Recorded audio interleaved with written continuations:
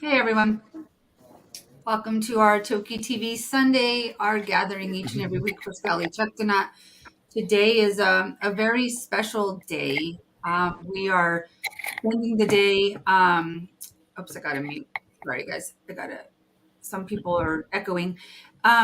Today we're honoring, we're acknowledging and honoring. We're acknowledging the capture 53 years ago. We are honoring the healing that is taking place in the present, and we are standing together for the future. So that is today's intention. That is what we're going with today. I want to do just some quick hellos before we get ourselves centered. So, Christine, how are you? I'm great and happy to be here on Sunday. Yeah, thanks for joining us today. Thank you. And then we have Christina. Hey guys, yep, I'm glad to be here to support all of what you just said. Yep. So Alejandro. Happy to be here. Thank you for showing us. Thank you, Stephanie and Casey, with their fabulous TokiTV gear. Yes, we are happy to be here, but for something that I think we're going to cry a lot. Yeah. And it's okay because that's part of the healing. It's part of the process. Absolutely. Deb Cruz, how are you? She's so talkative. Hanging tough. There you go. Hanging tough always. And then we have Deborah there. And you can't see Deborah there, but you see the Sk'aliCh'elh-tenaut flag there. Deborah, do you want to say anything? Oh, she's muted. Nope. So we're so grateful to be here, friends. I'm actually sitting here with our great leader, Howie, and the Cedar Boughs are arriving, and just so ready to pray for this momentous time. Thank you. Thank you. And thank you both, Howard and Deborah. Love you guys so much. And to get ourselves centered, we've asked Susan to play some flute. Susan, you want to just check in, see how you're doing, and if you can get us centered, and then maybe just tell us a little bit of the history of what we're doing today. Sure. Yeah, I'll just start. I'm going to imagine myself on the deck there, on the wharf in Coupeville, where I wish I were, but I've still got a little bit of a bug, so I'm not there. But I'm really thankful for TokiTV and the chance to be here with you all, and thankful to Annette and Deborah and all of you for having this ability to connect this amazing event in Coupeville with so many more people. And it's really awesome for us to be able to connect it virtually and still be able to have our virtual event. And this gives me the chance to be there, and still be able to play my flute, to do my blessing over the water, or to the water. And thank you, Deborah, for being there and streaming for us. And she happens to be in this place that is our whale bell, with a beautiful carver of this whale bell, done by Jim Short, a local carver, installed by the Main Street Coupeville waterfront group, and Orca Network, and the beautiful Sk'aliCh'elh-tenaut flag hanging there. When I saw that, I immediately got goosebumps, because Chief Sleep was in 2017 when the Lummies came to read their proclamation and do the ceremony for us at this event. Chief Sleep told orca stories there, and it was just his spirit.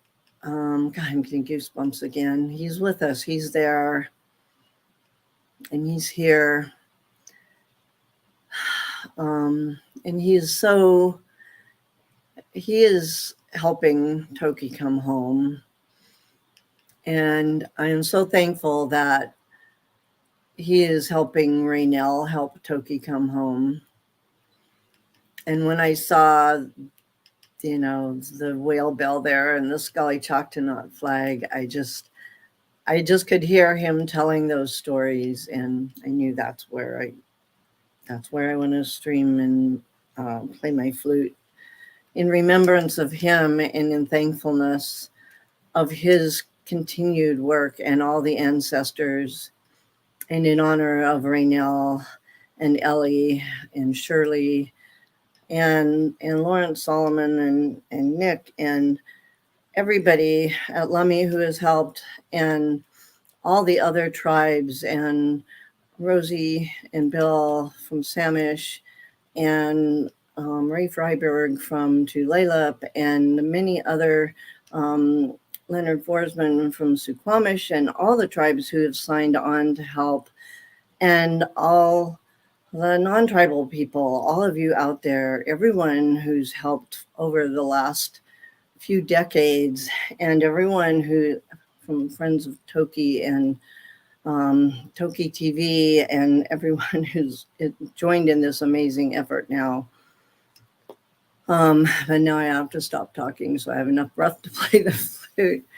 But this is for both in remembrance of the orcas that were lost in the captures, those who were captured and taken from their families who died in captivity, and for Toki, who will be coming home.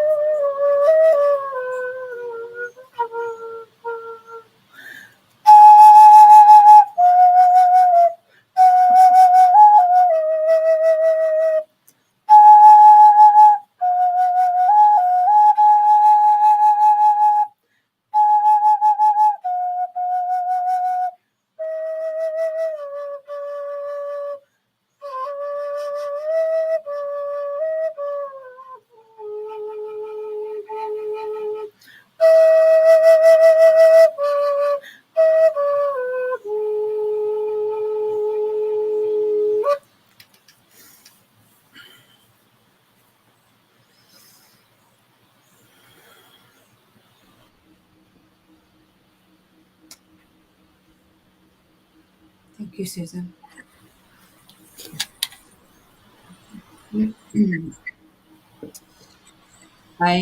Today is we acknowledge, if you're just joining, it's emotional, and we're focusing on, acknowledging the past, because like we said before, you have to acknowledge it in order to heal it. And we're in that healing space now, and with everything happening with Sk'aliCh'elh-tenaut and her journey, the healing process has begun. And again, thanks to the ancestors who are clearing her path home. And Susan, that was just beautiful, and I feel that energy going out into the water, because it really is what it is, up to us to try to make some sort of right from the horrendous wrongs that were done, and sharing that beautiful energy out to the water is one of the most beautiful ways I can think to do that. So thank you. So thank you. I don't know. Do you mind to give us a little history on how Orca Network, you guys have been doing this for many, many years. Do you mind to just give us a little history on that? Sure. I mean, no, I don't mind. And I just usually qualify that my flute is, that it's not customary for white women to play a native flute, and that I have been given permission by a Lummi elder and a Tulalip elder to play it, and that this is a sacred flute for me that I only play at special ceremonies, and that it won't play if if it's not right, it just won't play for me, and that I don't know what it's going to play. I don't set out to play a certain song. It plays whatever comes through me. So I just wanted to share that. And that it was blessed by a butterfly. The first time I played it, a butterfly landed on it. So it's a sacred thing that I just culturally I like to share that, so that I just feel more comfortable, because I always felt uncomfortable playing it, and so I asked permission, and I was given permission to play it by two different elder friends from Tulalip and Lummi to play it anytime. So I feel like I need to share that. But yeah, so the first time we did this event was in 1998, which actually predated Orca Network. We were, Howie was actually in Miami, and I was with I just, we just decided to do this thing. And John Stone got the Cuddy Sark, and this was insane.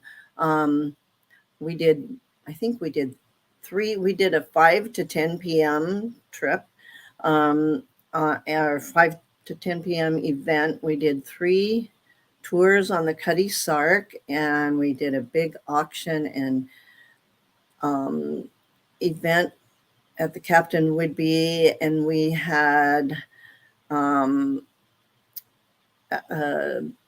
Jack Metcalf. We had all these Republican politicians at the time, which was really incredible. And in the early days, it was I had a friend at the county who is really close with all these Republican politicians, and that was one of the early events. And we had some friends from over on the peninsula who came and drummed and burned smudge sticks, and we're all in this circle drumming and smudging, and here's our Republican commissioners and congressmen, and I'm thinking, never in my lifetime would I have imagined this blend of people being together in this room, and only Toki can bring these kinds of diverse people together. And I see it still happening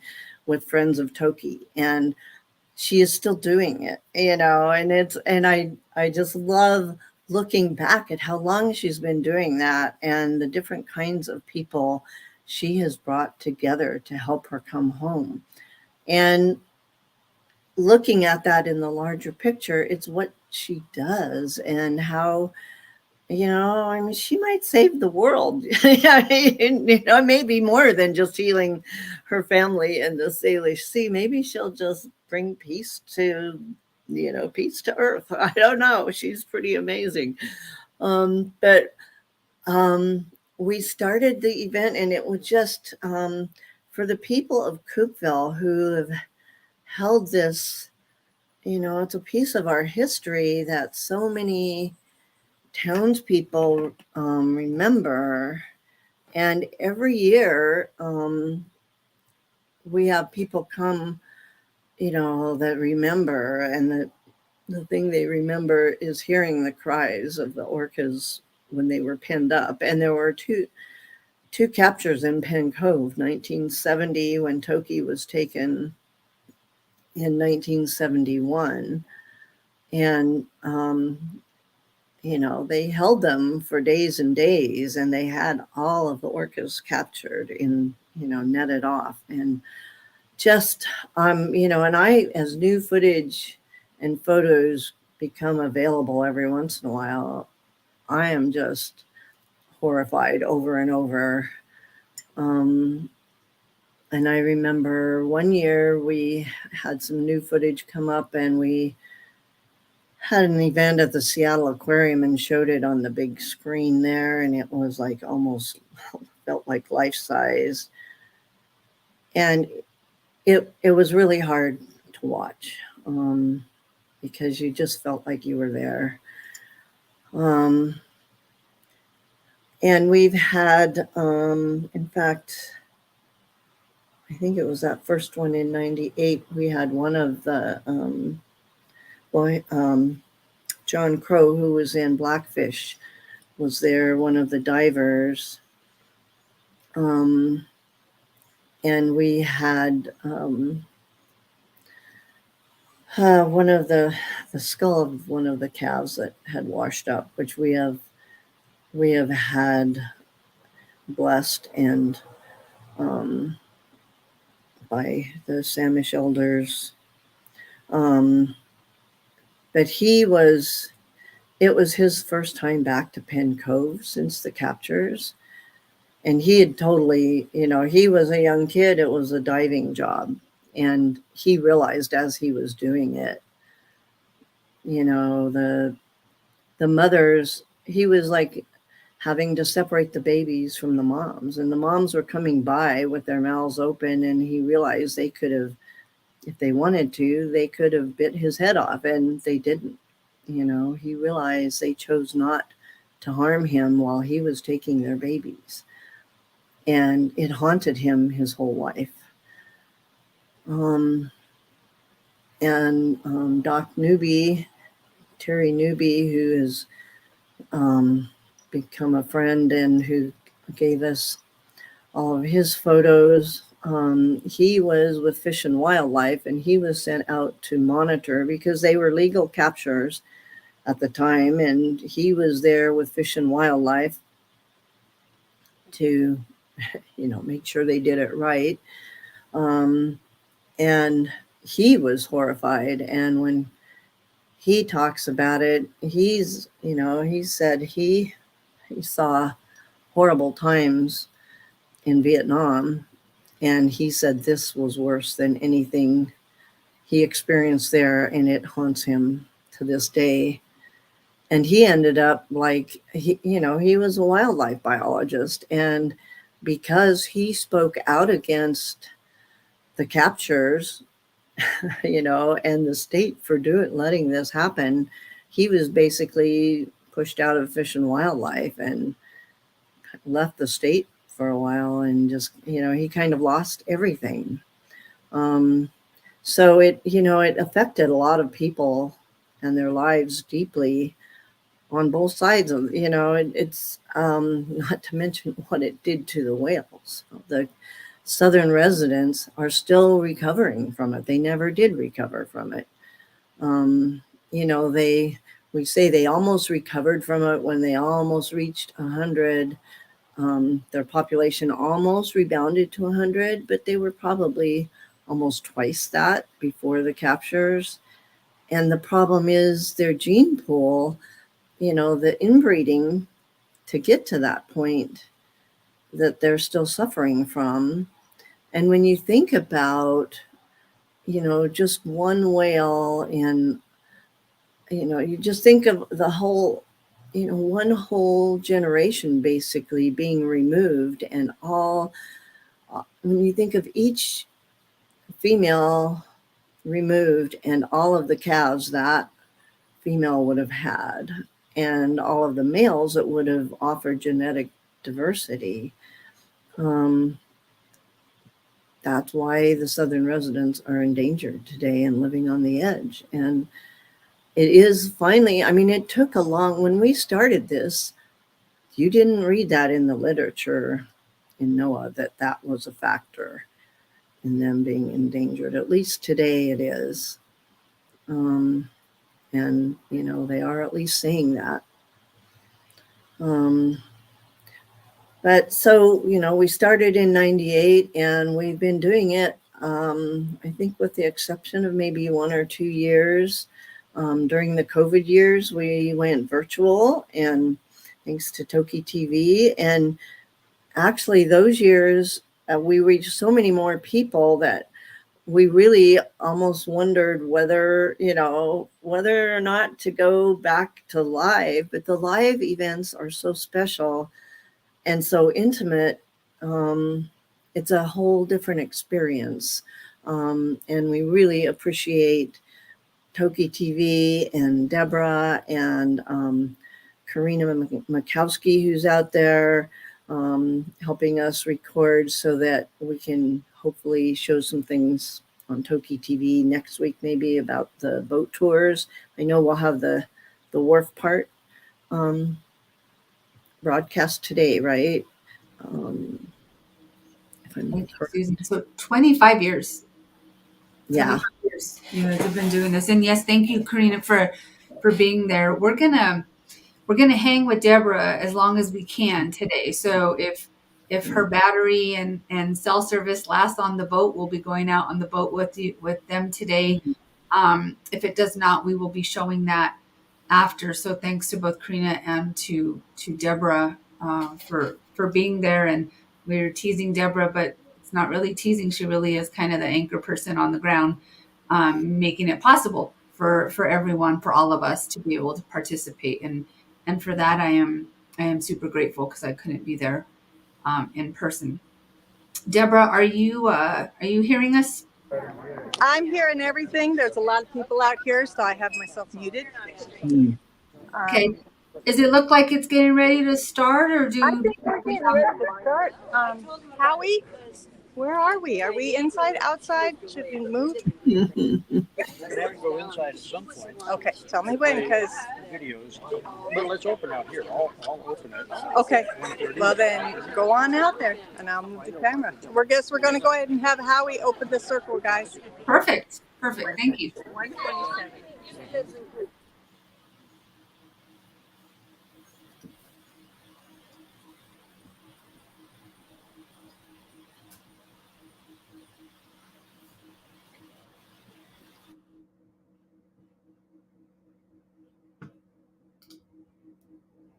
You'll have to unmute, Deborah. Okay, there we are, guys.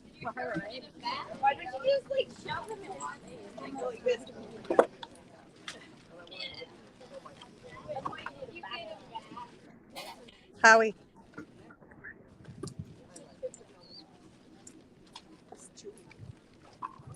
But that's more like a boy.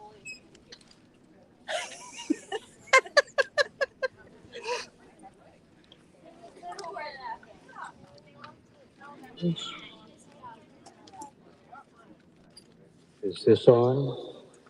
Okay. It's at low volume. We have a speaker system that Pink Floyd could use for an outdoor concert, but I'll try to keep the volume nice and low. I apologize for any innocent bystanders that may be subject to the events coming up, because this is the annual orca capture commemoration event held Deborah, by it's a little hard to hear. Okay, I was afraid it was too loud over there. on Penn Cove since 1998. Much that? better. Much Okay. better. It's to commemorate the captures, the trauma that happened here, to remember it, to just not let it drift away from our memories, because it was a momentous event. It was the end of the life for so many of the members of the Southern resident community. They were yanked out of the water, hauled up onto flatbed trucks, hauled down to Seattle to be sold on the market to marine parks and anybody with a backyard stadium around the world. And they all died except one. And we're here to remember that one who is still alive in Miami. And it's partly to remember and to mourn and to commemorate, but also to show that we care, to show that we know her, and we want her to know that we care. And I don't know how it works, but somehow, when a lot of people care about her, I think she knows. I think she feels it. So that's a lot of what we're doing here today. We're going to talk about who she is from different perspectives. And we're going to talk about the very real prospects, the recent history of the last year and a half now that tell us, yeah, she's coming home. She's coming back to the Salish Sea. It won't be that long, but we'll go over the realistic prospects and what is in the works right now, what is happening to make that happen.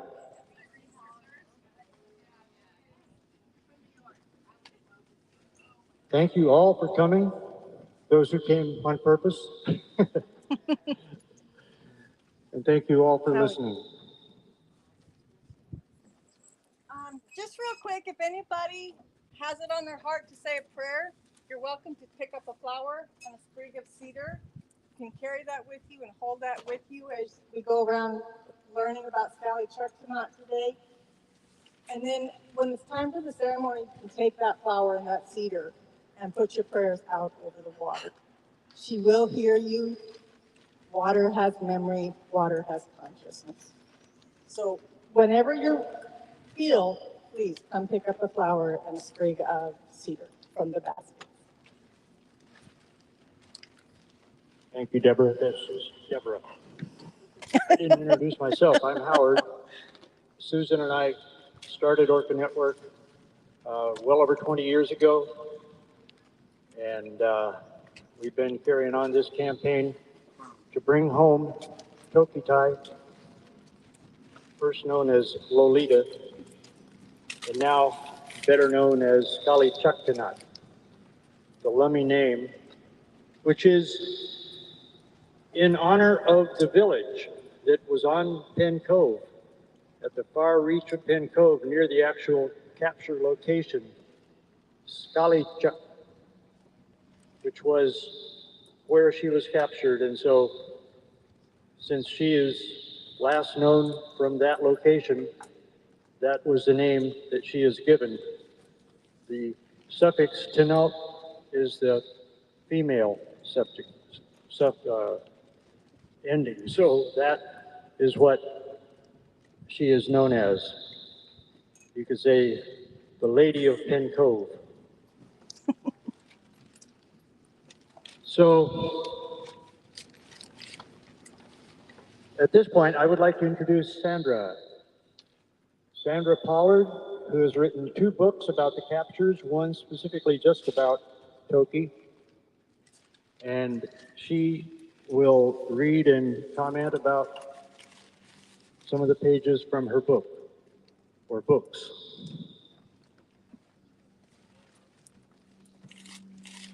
And she is also soft-spoken, so she can use a mic.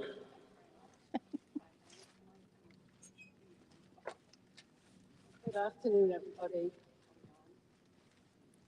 Thanks very much for coming. I'll just reiterate what Howard has said. And this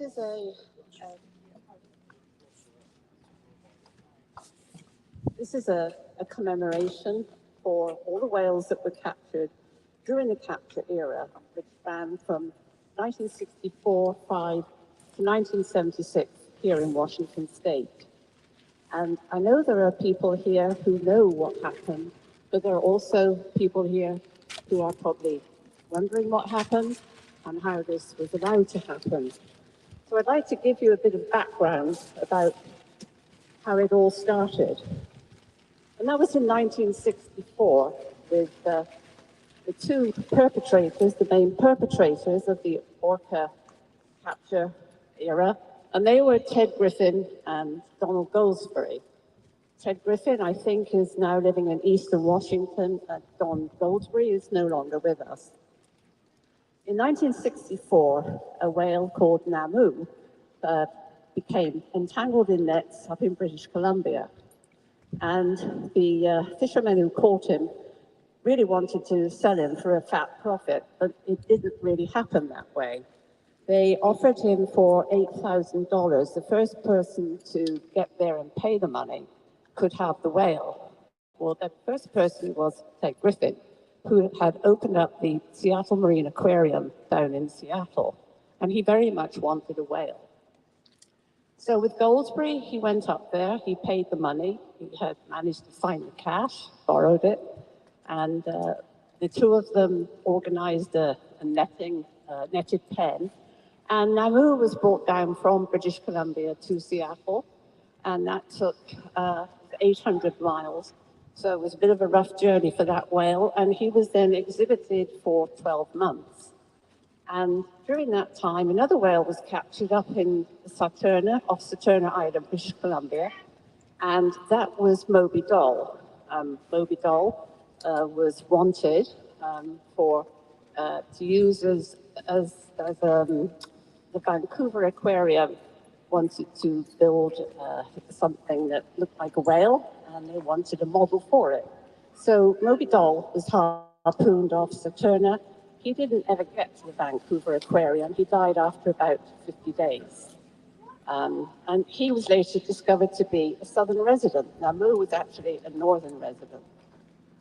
So from there, Namu, he lasted about a year, but before he died, Griffin decided he wanted another whale to keep Namu company. So by now, Griffin and Goldsberry were well underway with their capture operations. They would use a helicopter, they would use harpoons. And they came across a pod of whales in Carr Inlet. And they harpooned the mother, and they took the calf. And the calf then went to join Namu, and she was eventually named Shamu, sold to SeaWorld. So that is where the name Shamu came from. So there were various captures up until 1969, I think, was the first one here in Pen Cove, and about 7 to 8 whales were captured, but they were released, apart from one which died. But that was just the prelude to the big 1970 capture, when all the whales of southern residents, over 100 whales at that time, were driven into Pen Cove. And I will now read from the book, because this summarizes it probably rather more easily.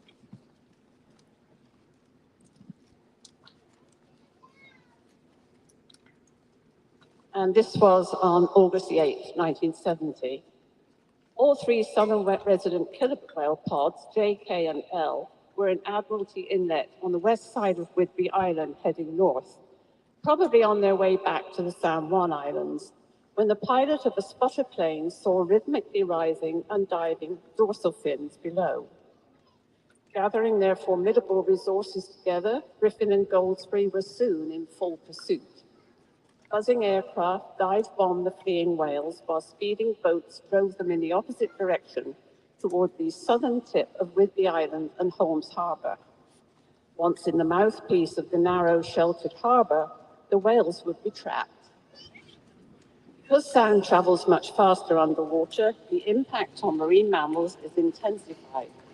Using acetylene torches, the ruthless hunters lit and tossed seal bombs into the water in rapid succession to frighten and disorient the beleaguered whales fighting to evade the noisy boats. For the whales, it was an all too familiar scene. By now, many have been captured before, some more than once.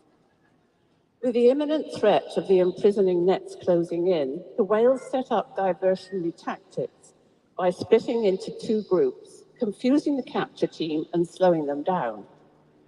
While some of the terrified whales turned east as decoys, many of the mothers and calves headed north toward Deception Pass and the open sea. But they were no match for the spotter plane's aerial advantage and the fast pursuit boats.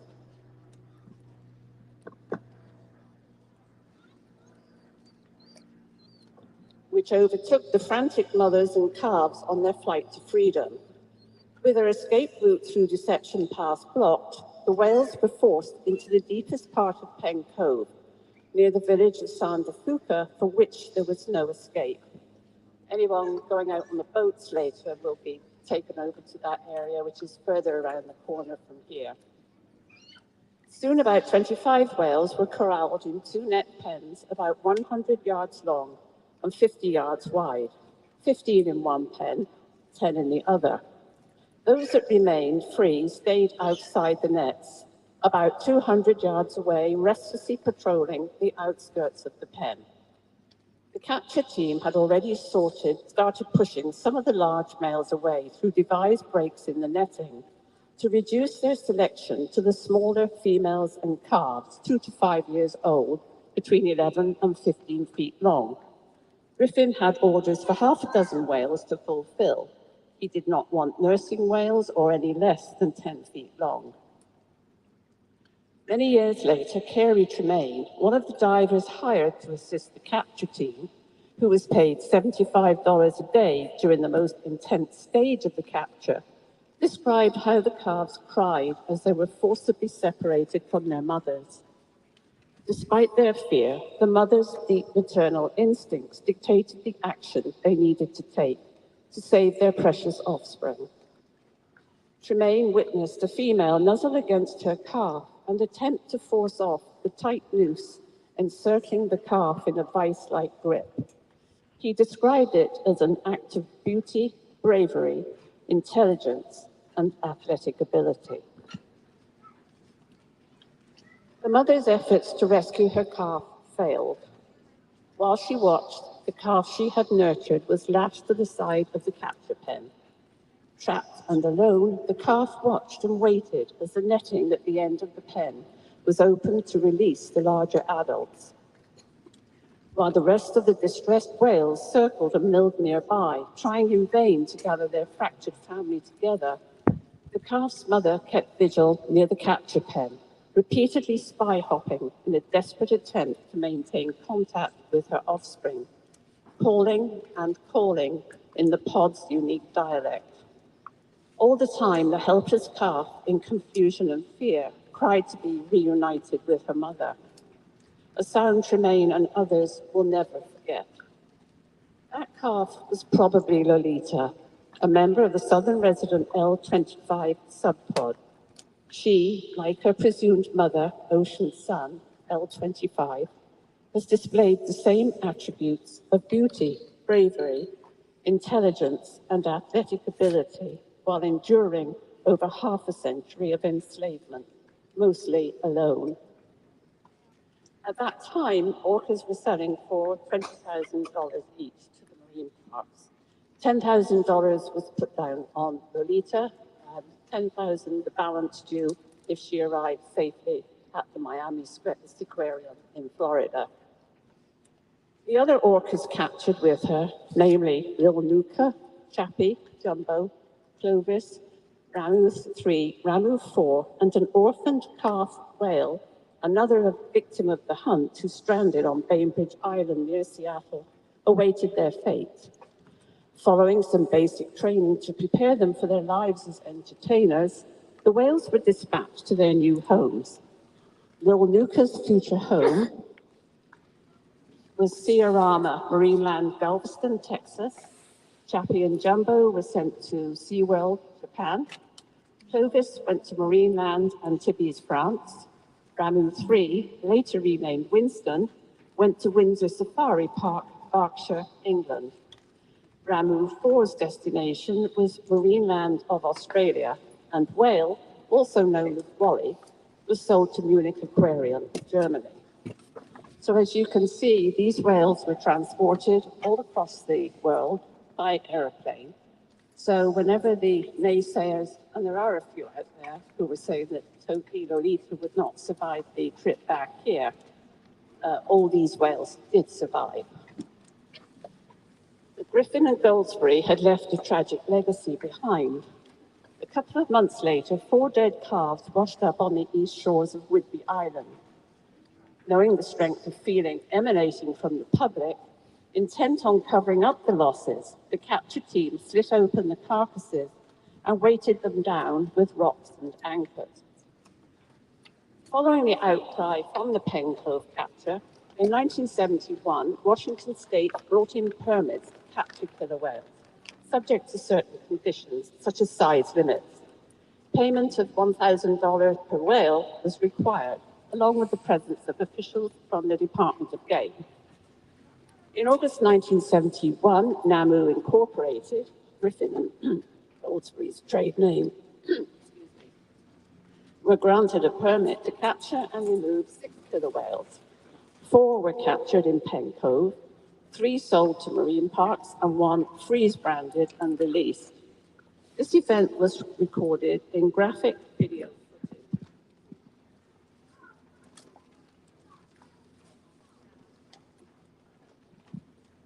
This event was recorded in graphic video footage by King 5 reporter Don McGaffin and cameraman Jeff Mark, whose daughter Greta is here today.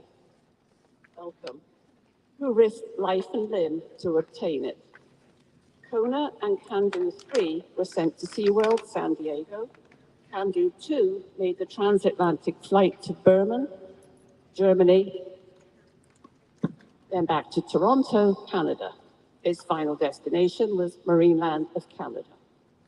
2 more whales were caught later under the permit, but both died. Just before the expiration of the permit in March 1972, Canuck J24 was captured. He was the nephew of the iconic J1 Ruffles. Again, another short life. He died in December 1974. In 1971, also Canadian biologist Mike Bigg instigated a study to try to assess the number of killer whales and repeated the exercise in 1972 and 1973. That was in Washington State and British Columbia and Oregon. It soon became apparent that the same whales were being captured over and over again. April 1972. Public hearing in Seattle after NAMU Incorporated applied for 9 permits. These were eventually dropped after the MMPA, Marine Mammal Protection Act, came into force in December 1972, which offered some protection. Permits would now have to be applied for at the federal rather than the state level. SeaWorld wasted no time in applying for a permit to capture 4 killer whales under an economic hardship exemption. That is, they had invested $70 million in SeaWorld, Florida, with orcas being central to its success.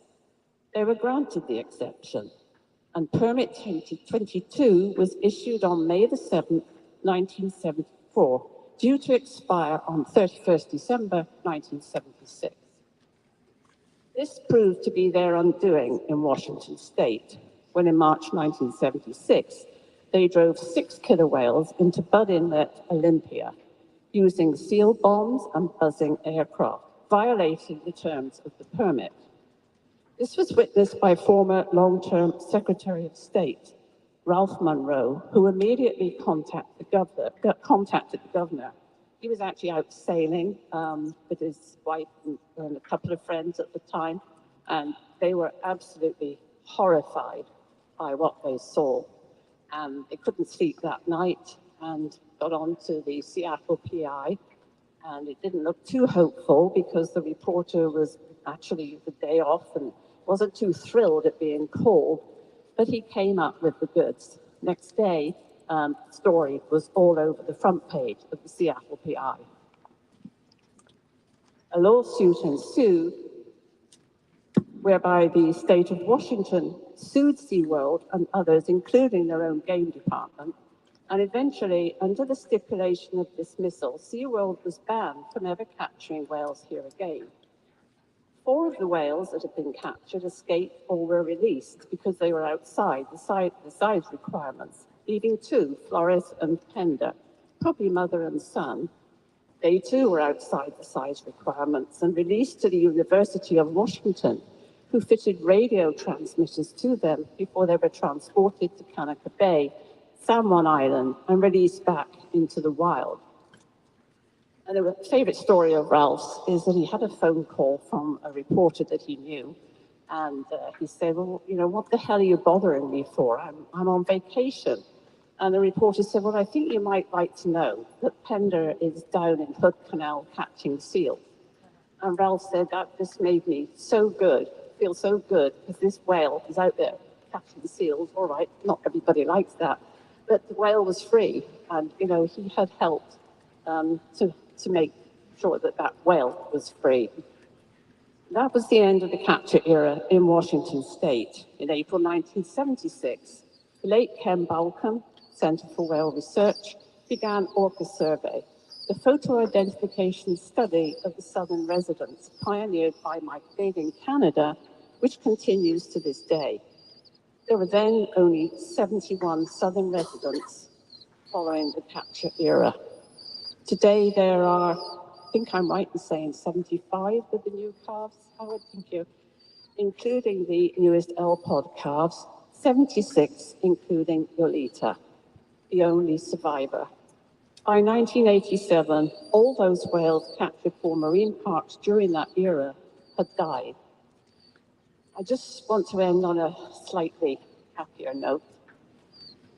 This is the last paragraph in the second book that I wrote.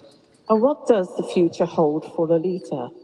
No other orca has received such intense worldwide media coverage over a long period of time. More than 20 years ago, when Lolita cocked her head on one side and looked Susan Berta in the eye, the activists made Lolita a promise to bring her home. Where lawsuits and agencies have failed, now, with the power and influence of the Lummi Nation, there is hope to see that promise fulfilled. Thank you.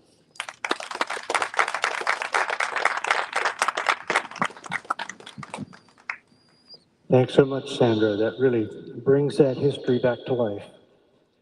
And our next guest is a very special surprise. After a phone call from about a week ago, this is Greta Mart, who is the daughter of Jeff Mart, who was the cameraman with Don McGaffin, the King 5 reporter, who brought the horrors, the facts, the truth about this capture here in Penn Cove to the world. And I had the pleasure of talking to Jeff Mart, Greta's dad, in 2014. And I have a couple of notes that I just kind of want to read to give you a little bit of the flavor of that time. When I called him and introduced myself and said it was about the whale that was captured in Penn Cove, he immediately remembered it and brought it right back as if it had been the day before and not 25 years before. So he said that the harbor master loaned him and Don McGaffin a 14-foot boat. And Mart was carrying a 60-pound camera with an oar tucked in his belt then lodged in the bow. So he was a human tripod in a 14-foot boat. And the harbor master's 10-year-old son had to manage the choke to run the outboard. At first, he went on his own to the capture scene and spent the whole day shooting. And in a few moments, after Greta introduces it, we will, those of us who want to, go into the wharf to the TV monitor to see some of the footage from that day. So Don McGaffin did a commentary that was neutral, but he did ask, "Is this right?" One of the divers yelled insults at Don McGaffin. Afterward, this is a funny story. McGaffin was having dinner with his mother-in-law at the Captain Whidbey. So Don McGaffin went through the kitchen and met the diver that had harassed him as he walked into the foyer and sucker punched him and knocked him out. And then went back through the kitchen and sat down with his mother-in-law and continued having dinner. So tensions were high, as you can well imagine. Don McGaffin produced 2 documentaries on the captures in 1972 and 74. The first one had Warren Magnuson, Senator Warren Magnuson, just as he was writing the Marine Mammal Protection Act. The docs helped reduce the number of orcas that could be captured after that. So it was effective politically. Could I now ask Greta to come up, and at the right time, we can go into the foyer of the wharf and talk about, well, show that video if you'd like. Okay, good. Well, my name's Greta Moore, and I'm not going to talk for very long. I'm going to start by showing a 7-minute video that we've edited down from some long-lost footage that was found in 2009. And it's from that documentary, one of the documentaries called Catch 33. It aired as a series on the evening news, and it was produced by my late father, Jeff Hart, and legendary reporter Don McGaffin, who were both working at King TV in Seattle. And I just suggest we should go watch it, and then we can talk about it. Thanks.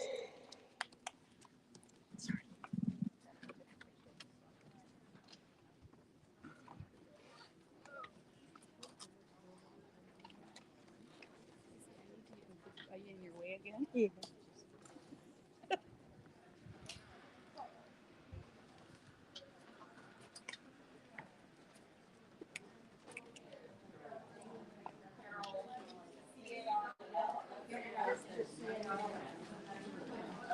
And we may have to finish What's your last name again? I'll get you your name. Deborah, making sure we have the live feel, like we're there in line. Yeah, we're still here. I'm inside. I don't know where the screen is. You're doing great. It's great. It's I nice think to see all the people that are there. Okay, if that's it, I'm going to have to be rude and get to the front. I think that's it. Okay.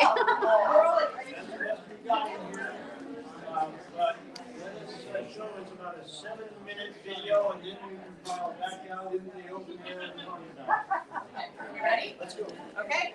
I guess I can't zoom, huh?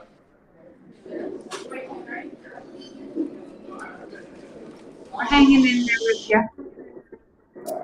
I'm gonna mute Deborah for a minute while she gets situated there.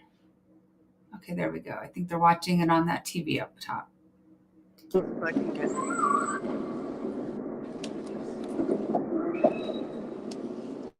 It's awesome. They're an animal that I love, but I'm out there to make a dollar.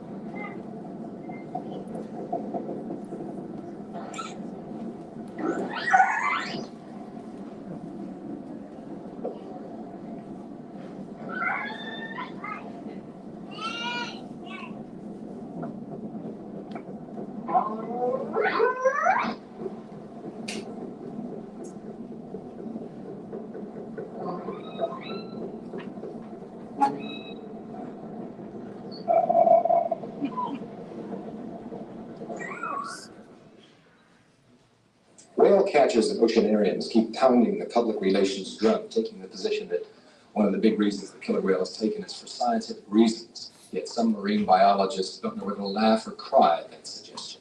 They point out that what little work is done is actually physiological, aimed at keeping the killer whale alive in a tank, which keeps the exhibitor alive at the box office. What isn't known is far more important than what is known. For example, they don't know how many whales there are out there in the Puget Sound. They don't know if they're migratory, whether they live here and die here. They don't know how often they have calves. They don't know the period of gestation of the cows. They don't know the suckling periods of the calves. They just don't know very much about the subject at all. And what they really don't know is whether the whales taken by Griffin and Goldsberry these past 7 years, constantly, are from the same family or from the same pod. Yet the captures go on.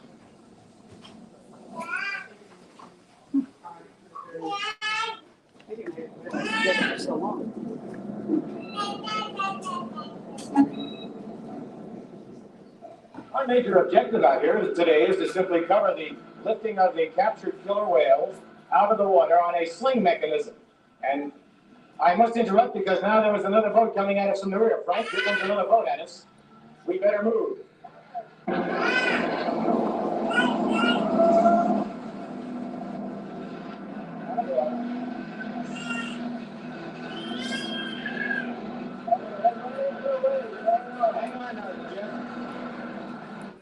The obvious motive would be to disconnect our gas line, which would leave us helpless in the water.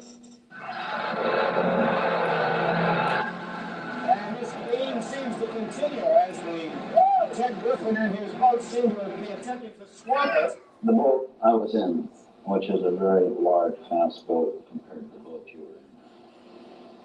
were in, goes 50 miles an hour. That's the big submarine engine. Oh, that's right. And you're in a little boat that goes about 15 miles an hour. If I wanted to cut you in two, run you right over, I could have at any time I wanted.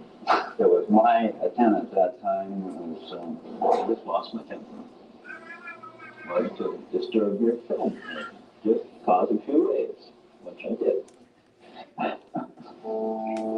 Everyone has a point for a breaking point. I think that was right.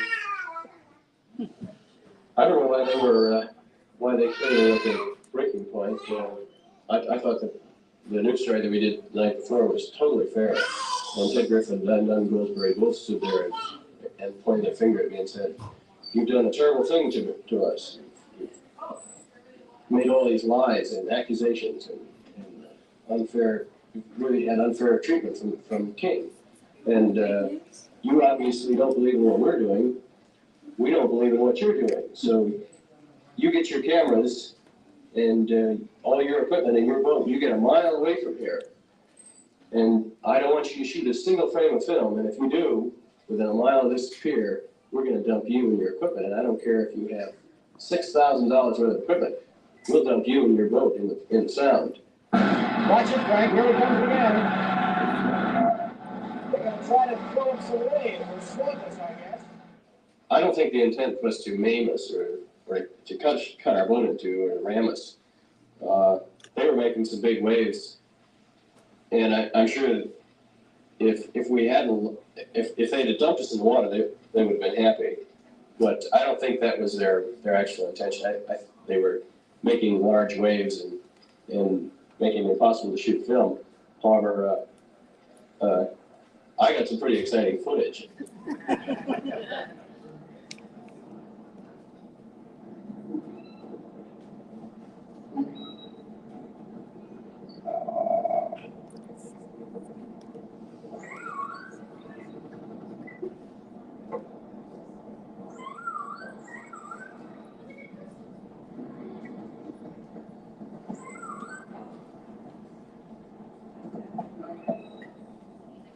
There's a typo there. It's 1943. He wasn't 4 years old when I was born.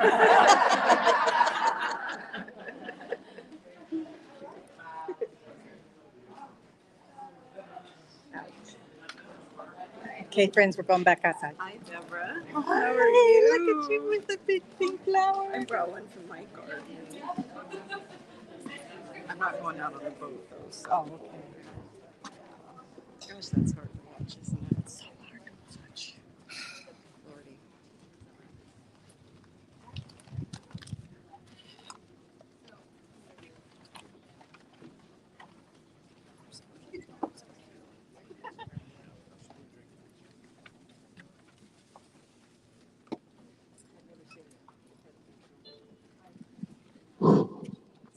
Okay, great. All right. Thanks for sticking with me. So, over the years that within my family, the lore has grown to that they were shooting at them with harpoons and guns. And it wasn't quite that dramatic, but definitely tried to get rid of them. Anyway, so all I can say is that I've grown up with this story all my life, and I got to warn you, I sometimes get verklempt when I talk about this. Already.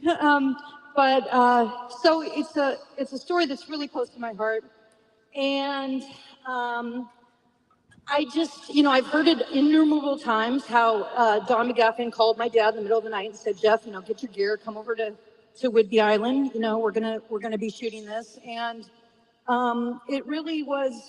Let me tell you a little bit about Don McGuffin. So I'm reading from this great book that came out in 2016 by a historian who's at the University of Victoria in British Columbia, and very well researched. And so Don McGuffin was a combative television reporter, and he didn't scare easily. After serving in the Marine Corps during World War II and the Korean War, he had begun his career as a television journalist in California. Arriving in Seattle in 1968, he reported first for Como and then for King, specializing in uncovering government corruption and malfeasance. With a summer home in Coupeville, McGuffin had a front row seat to the Penn Cove Roundup of 1970. And when Namu Inc. made its second catch in August of 71, he was furious.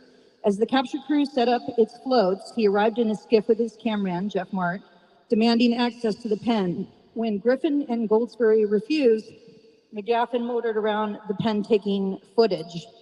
Enraged, the partners took turns chasing McGuffin's boat away. In his subsequent news reports, McGuffin told how they tried to swamp him, but he also offered some thoughtful commentary. So he had positioned himself as a conservative observer. Oh, and then he tells, yes, and then the Captain Whidbey story that he confronted one of Griffin's divers and knocked him unconscious. And anyway, so I remember Don McGuffin. He was a friend of the family, and and I just wanted to comment a little bit. So according to my dad, McGuffin, okay, so they were producing this documentary, but they also produced, segments that aired on the evening news. And I remember my dad saying, just like people seeing the Vietnam War for the first time, how impactful it was. It was, really shocking to see this on the evening news. So anyway, so but to the point of, McGuffin, according to my dad, arranged for a private screening of Catch 33 with Warren Magnuson. And I'm just going to read a little bit here. Senator Warren Magnuson played a central role in the Marine Mammal Act. Over a course of a year, Washington State's senior U.S. Senator had undergone a remarkable transformation. The previous July, he had pressed the Commerce Department to reconsider protection of sperm whales. Now he emerges as a leading advocate for cetaceans. And I really feel like that was a direct result of seeing that documentary. So I just want to wrap up with, it was truly one of my dad's greatest adventures and most meaningful work. He went on to, my dad had the first commercial Steadicam in the late 70s, and so he went on to successful career, music videos in the 80s, Hollywood movies in the 90s, but that was all commercial content, as they say these days. Shooting and editing Catch 33 was his best self. So much that when he died, I scattered half of his ashes right there. So anyway, you can see that this is really close to my heart. 53 years later, I am a public radio news director and frequent contributor to NPR. So for a long time, it was absolutely verboten that a reporter would cover a story that you had any personal connection to. Fortunately, I think podcasts had a lot to do with it.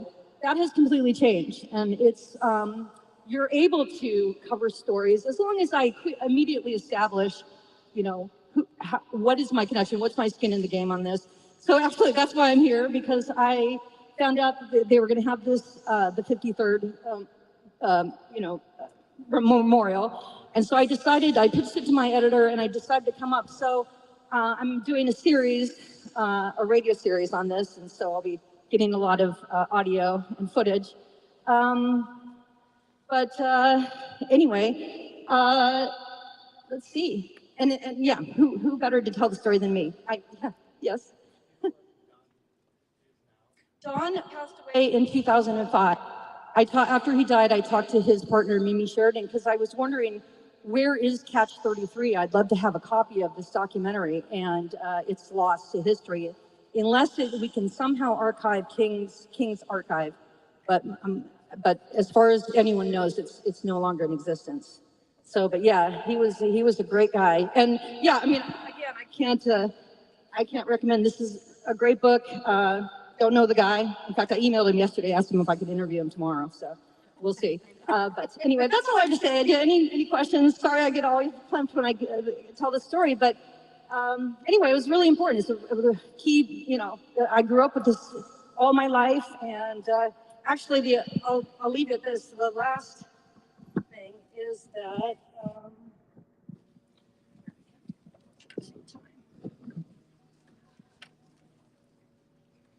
Okay, so we're talking again about the 1970 roundup, and it says the roundup ended with a final tragedy.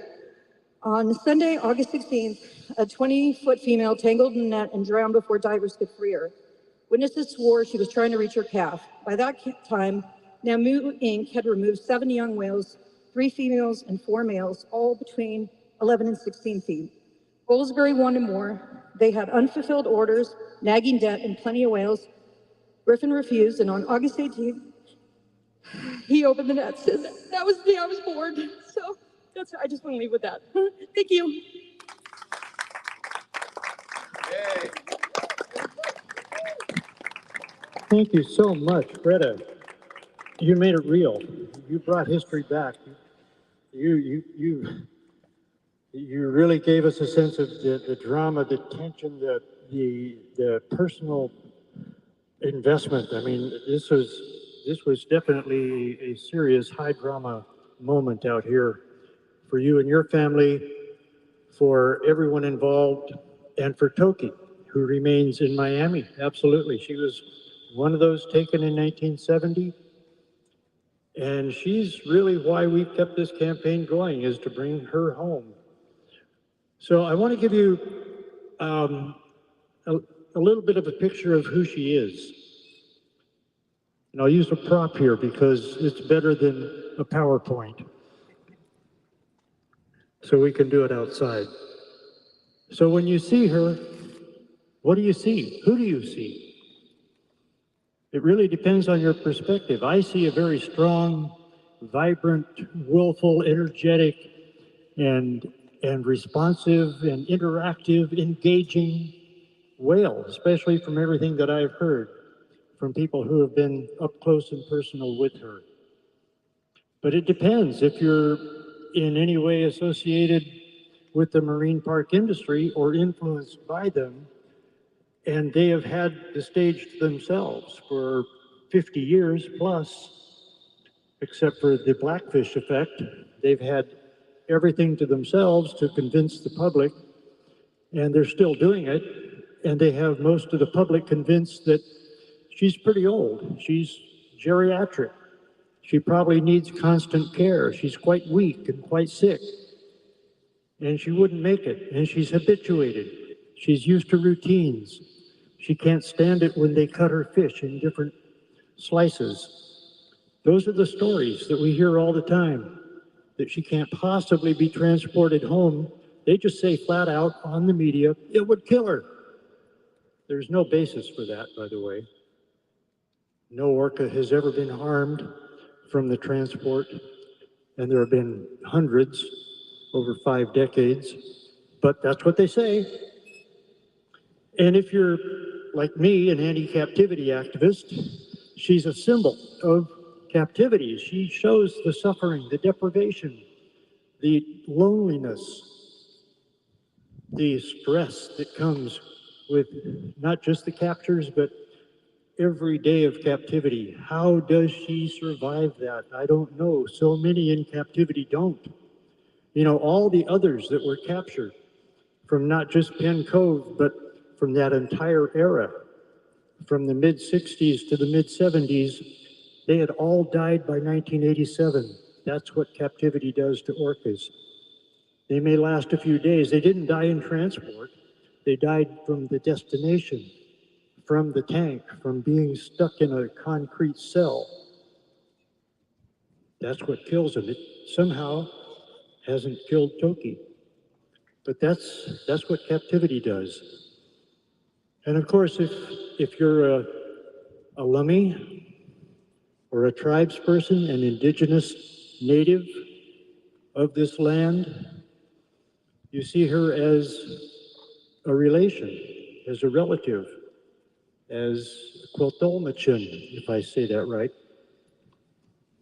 The people who live under the waves.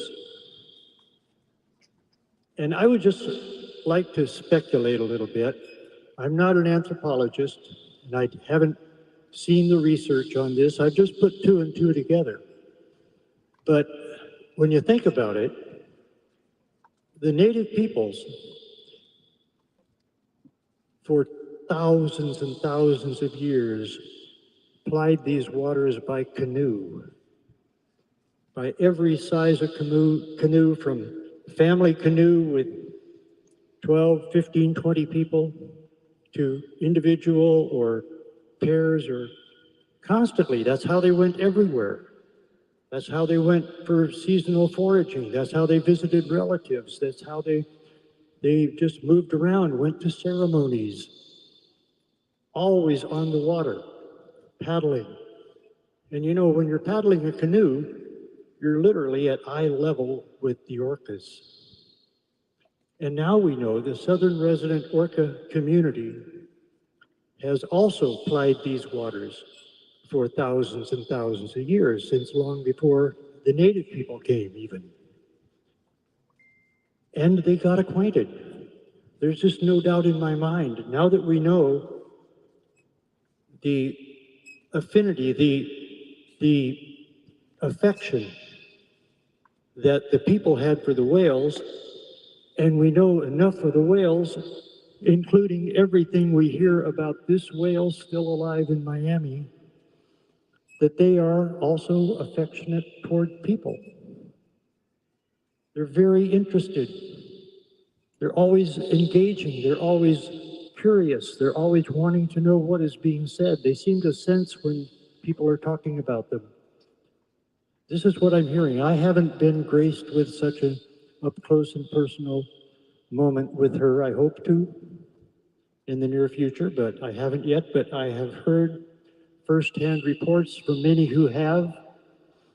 I recommend a book by a trainer who was featured in a 1996 Como TV documentary called Lolita, Spirit in the Water.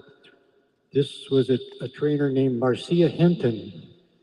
And in that documentary, she says that Lolita understood how she felt.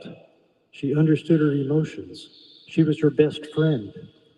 She could spend time with her and feel that she was understood. They have that much empathy. Orcas are hardwired for empathy.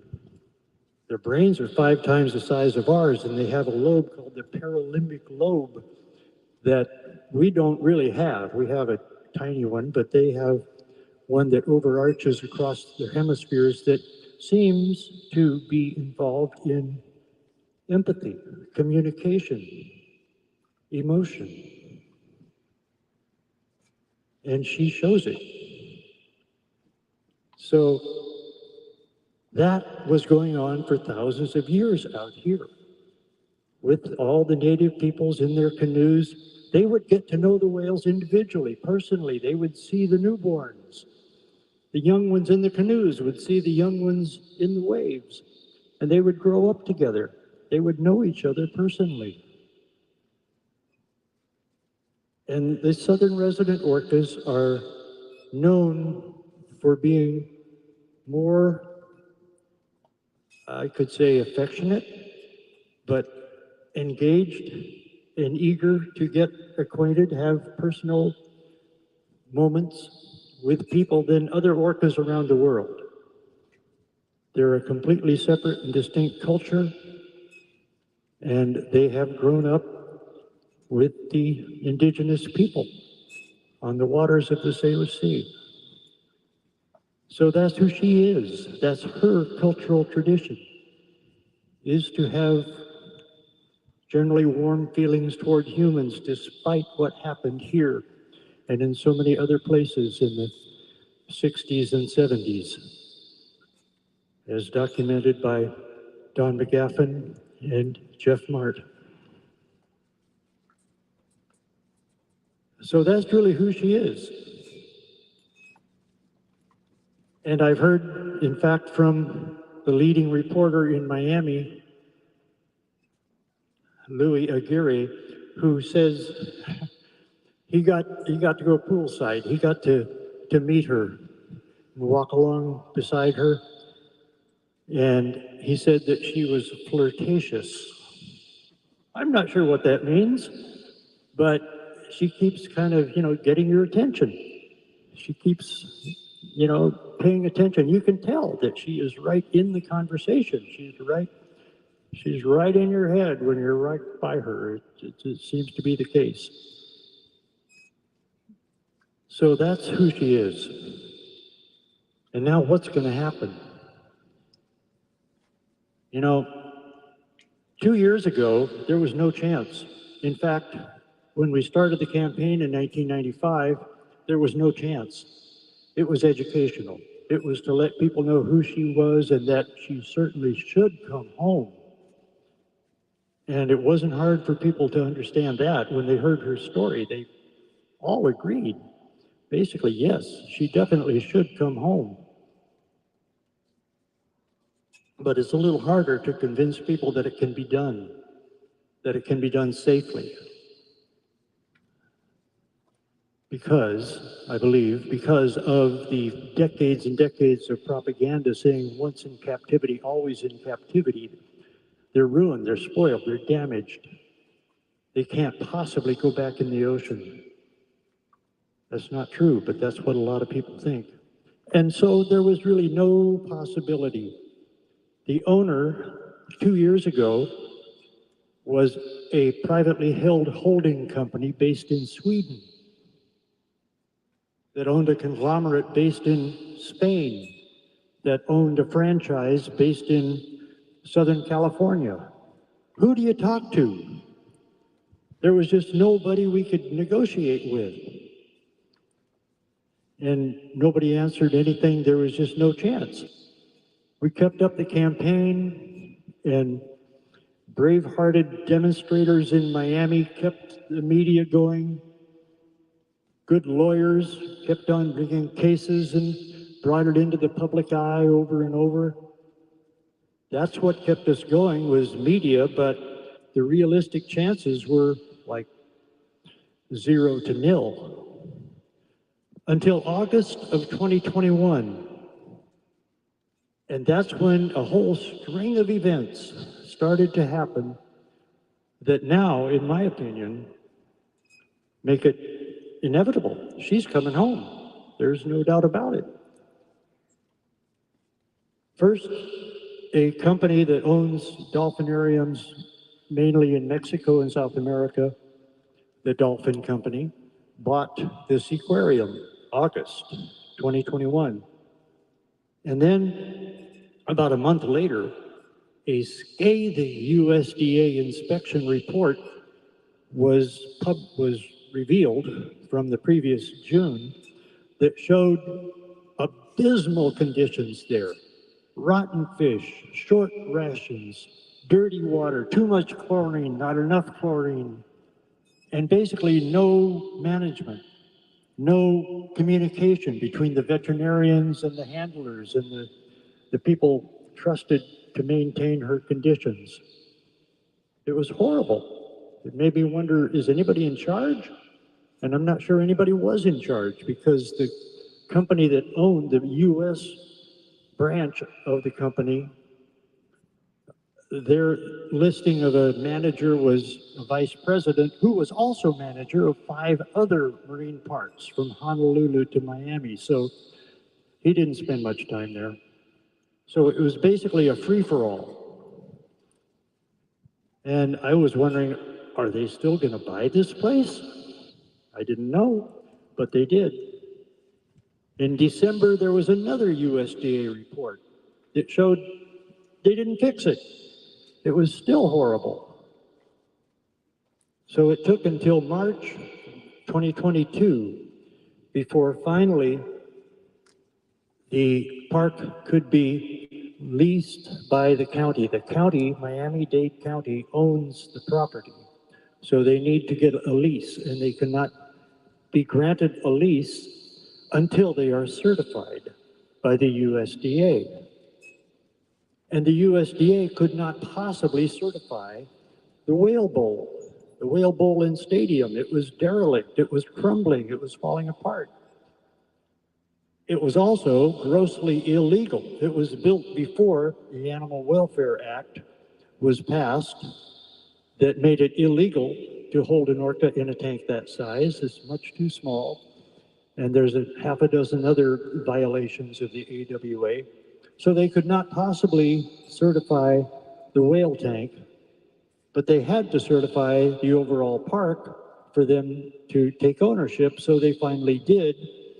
But they did this kind of bureaucratic shell game where they sort of hid the whale bowl and said, everything else is certified, you can operate everything else, but you can't operate the whale bowl. And I don't know what you're going to do with the whale and the dolphin that's in there.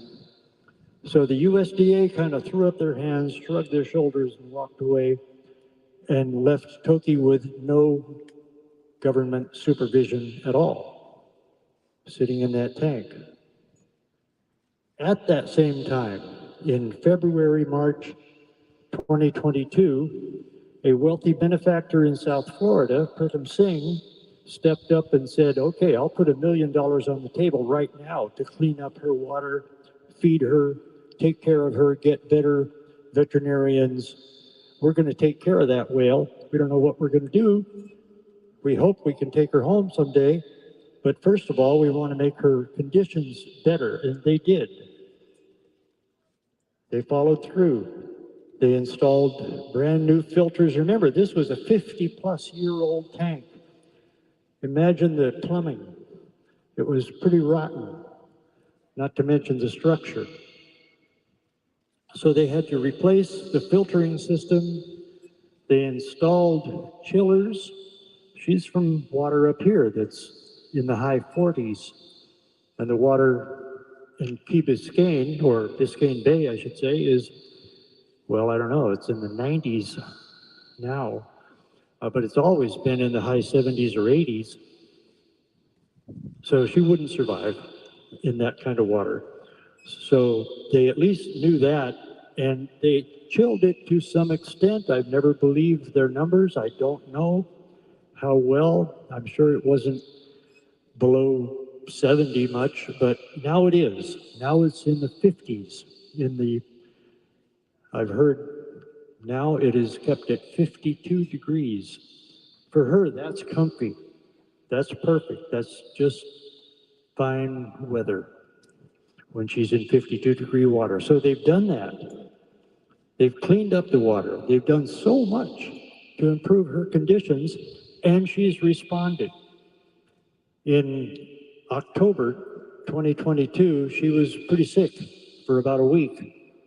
She had some kind of infection. She lost her appetite. She became listless and unattentive, unlike her. But she bounced right back.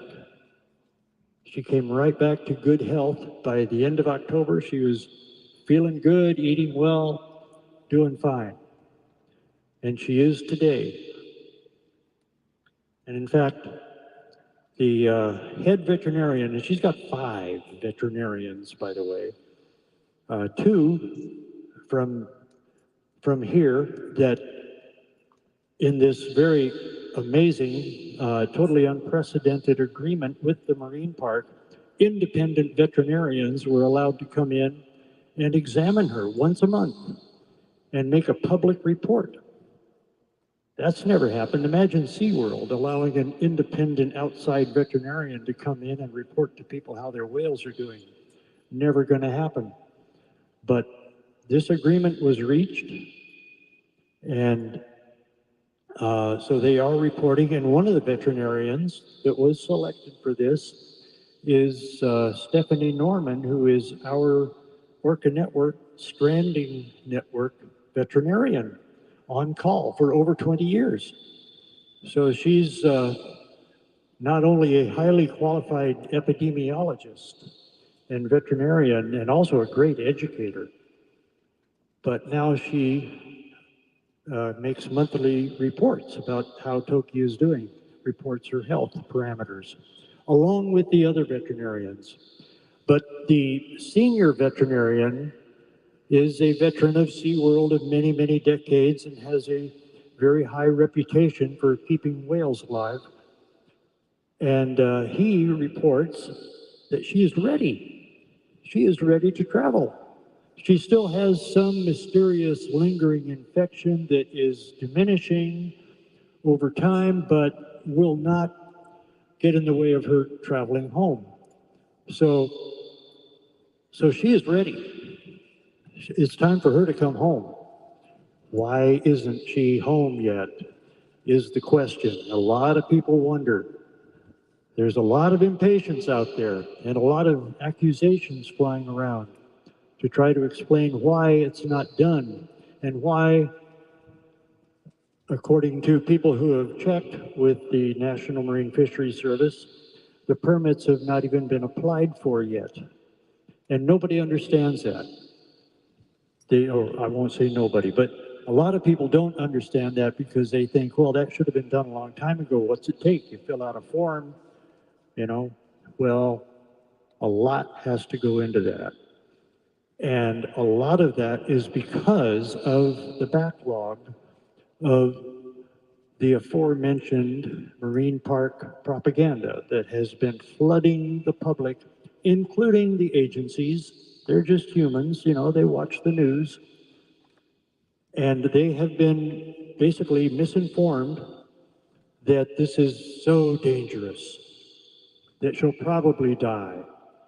And so they have to get over a lot of those misperceptions that have been pounded into their heads like everybody else, including a lot of the scientific community, so many others, because they don't want to have it on their watch.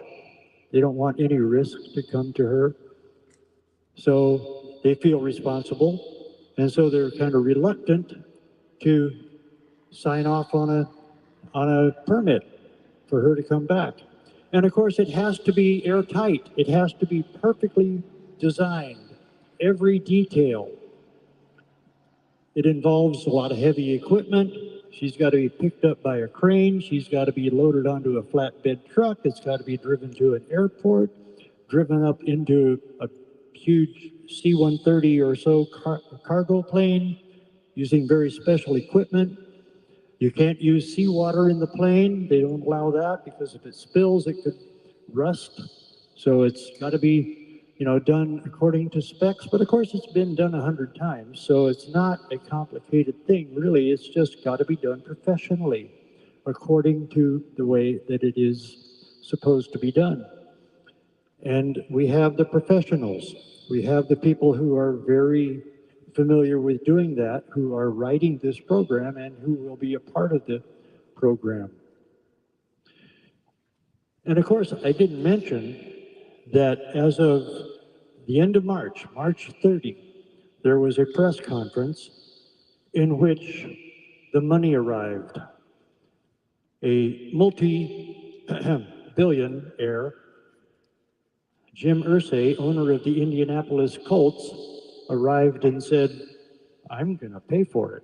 She's going home." And he made it known to the public. He attended that press conference, and then he did a 7-minute TV interview on a hardcore sports program where he said he just came back from Washington. He looked at the site. We don't know the site yet. It has not been announced. I have my guesses, but they're just mine. But there is a site. I believe there is just one site. It hasn't been announced, so I'm out of turn here, but I think they have the site. They have the entire program. They have, as Jim Irsay said, the trainers, the veterinarians, they're all coming with her. He's got housing for them. He's got it all covered. And they are in the process of designing the permit for mainly the National Marine Fisheries Service. I think the USDA is out of the picture. They walked away when they certified the park, except for the whale bowl, so they don't need to be consulted. But on the state level, the Department of Natural Resources, and there's also a perfunctory Army Corps of Engineers environmental permit to make sure no eelgrass is disturbed, so there isn't any environmental, devastation involved. And so there won't be, there's no need for that. It's likely to be in the initial stages, a suspended pen anchored that will be, if you're familiar with the pen that Keiko was in Iceland, basically the same thing, same design. 30 feet deep, and I don't know the dimensions, but a couple of football fields. And that'll be, I believe, the initial location. We don't want to give her, at least the concern is, if she has too much room, when she first touches down into the water, she might get a little, I don't know, dizzy, disturbed. It'll be too much for her. I think she can handle it myself. I think she's routinely underestimated. I'm quite sure that she can adapt. She'll understand the situation and,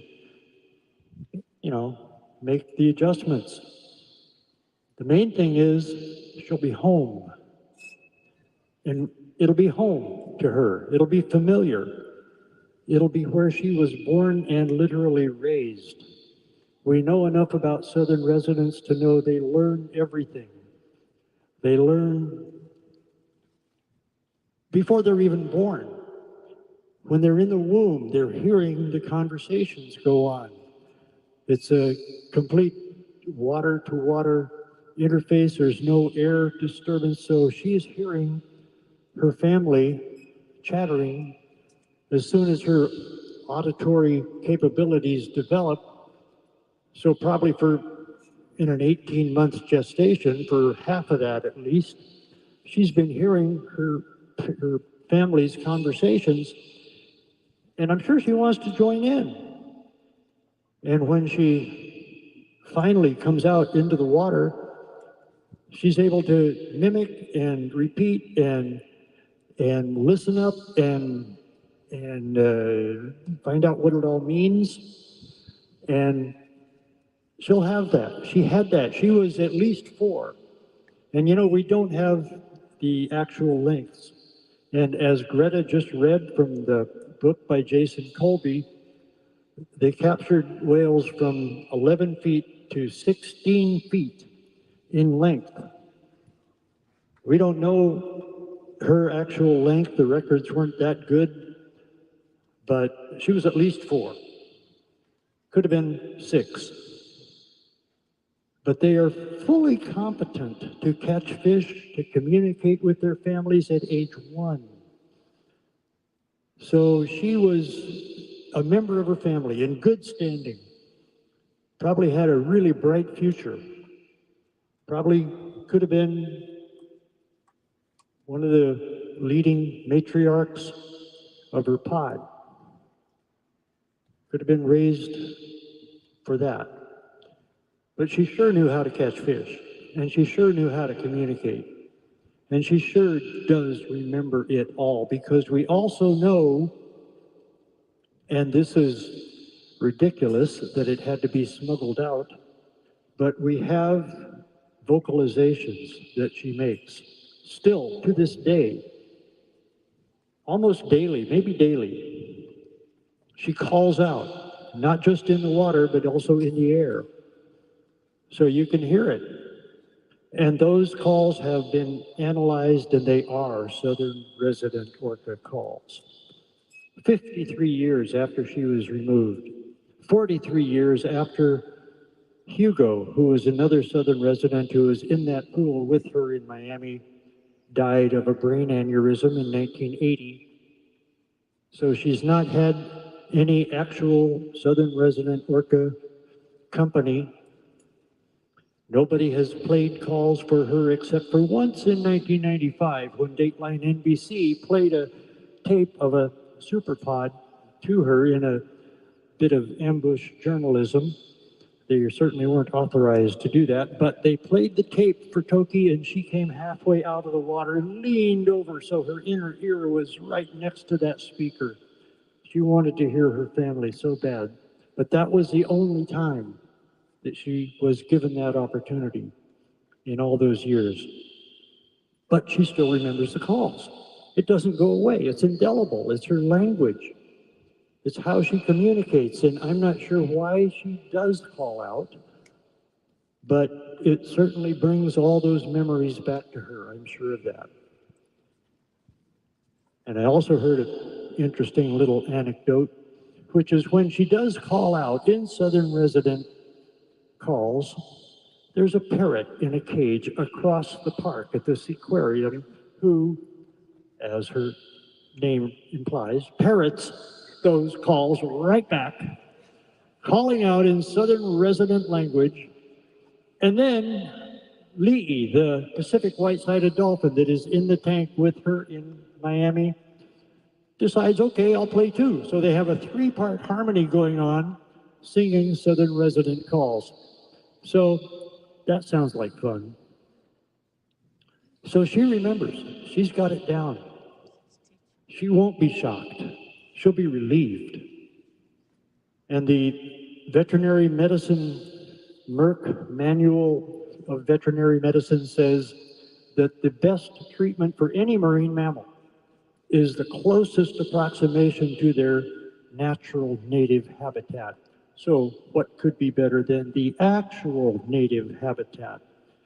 It'll be therapeutic for her. She'll heal. I don't know what this lingering infection is, but even though they've done everything they possibly could to clean up and chill the water, and ozone filters, by the way, so they no longer have to use chlorine in the tank. So all of that is very, very good, but it's still Biscayne Bay water in that tiny tank. It's not a place to heal. So she needs to come home to complete her healing, and the veterinarians agree. So there's no holdup in terms of her health or her ability to make that transition to come back. It's just a matter of designing the permit so that it's airtight, so that it shows a future fund for, who knows, 2, 5, 10 years into the future, not knowing how long she'll need to be taken care of. And there's just a lot of reluctance. I'm hearing that they want to somehow insulate her from ever even hearing her family when she comes back. So she'll be permanently confined in a sea pen. And yeah, it'll be her native water. Well, if they bring her back under those terms, that's fine. She has her ways. She can convince them. I think she'll let everybody know when she's ready to go out beyond. She's an active participant in this whole process, by the way. I don't really understand how people have come around and how in a year and a half she's gone from unreleasable, impossible, there's no way, to she's ready. It's time. It's amazing. I will say that Raynell Morris, Sk'aliCh'elh-tenaut, the Lummi elder matriarch who has been leading the efforts to bring her home according to Lummi traditions, tells us that the ancestors are clearing her path home. And I gotta say, it's either Toki or the ancestors, because this is wild. You just can't predict the things that have happened that have made it inevitable. Not only practical, but inevitable. And people say, well, won't SeaWorld take her? No. SeaWorld will not allow her into their property along with the thousands and thousands of people like us that would say, no, bring her home. They don't want that on their doorstep. That would be blackfish on steroids. They really don't want to see that happen. And some people say, well, can't there be just an interim tank built? Can't they build one like they did for Keiko at the Newport Aquarium? Well, that was a one-time only occasion, and that tank is gone now. And nobody is going to put $20 million into a temporary tank. So that's not going to happen either. And it would take years. So that won't happen. So there really isn't any other possible destination. From Miami to the Salish Sea, that's it. Yes. I'm glad we all approve. So that's my note of hope and optimism and I think a realistic appraisal of where we are. I like discussion. So if anyone has any comments, okay, we have a hand up. Yes.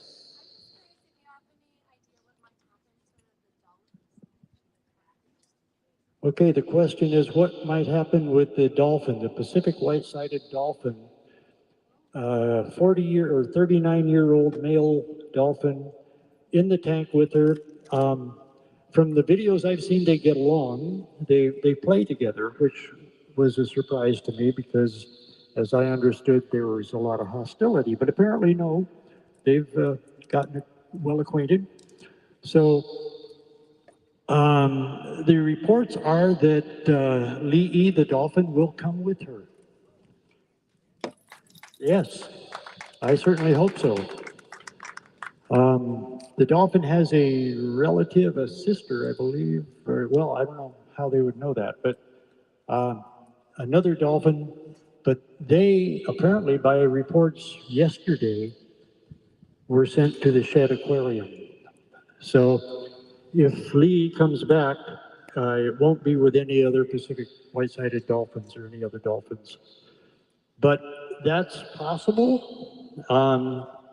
You know, I don't know. I don't want to say yay or nay on the biological merits of having them share a sea pen, but this is a Pacific white-sided dolphin. They are native to these waters, so Li'i would probably do just fine here. He was captured off California in the early 1990s, but I think that is probably what's going to happen. It's probably the dolphin will come with her, along with their trainers, their whale whisperers, as they're called, and the veterinarians and the full care staff will come along. Any other hands up? Sandra.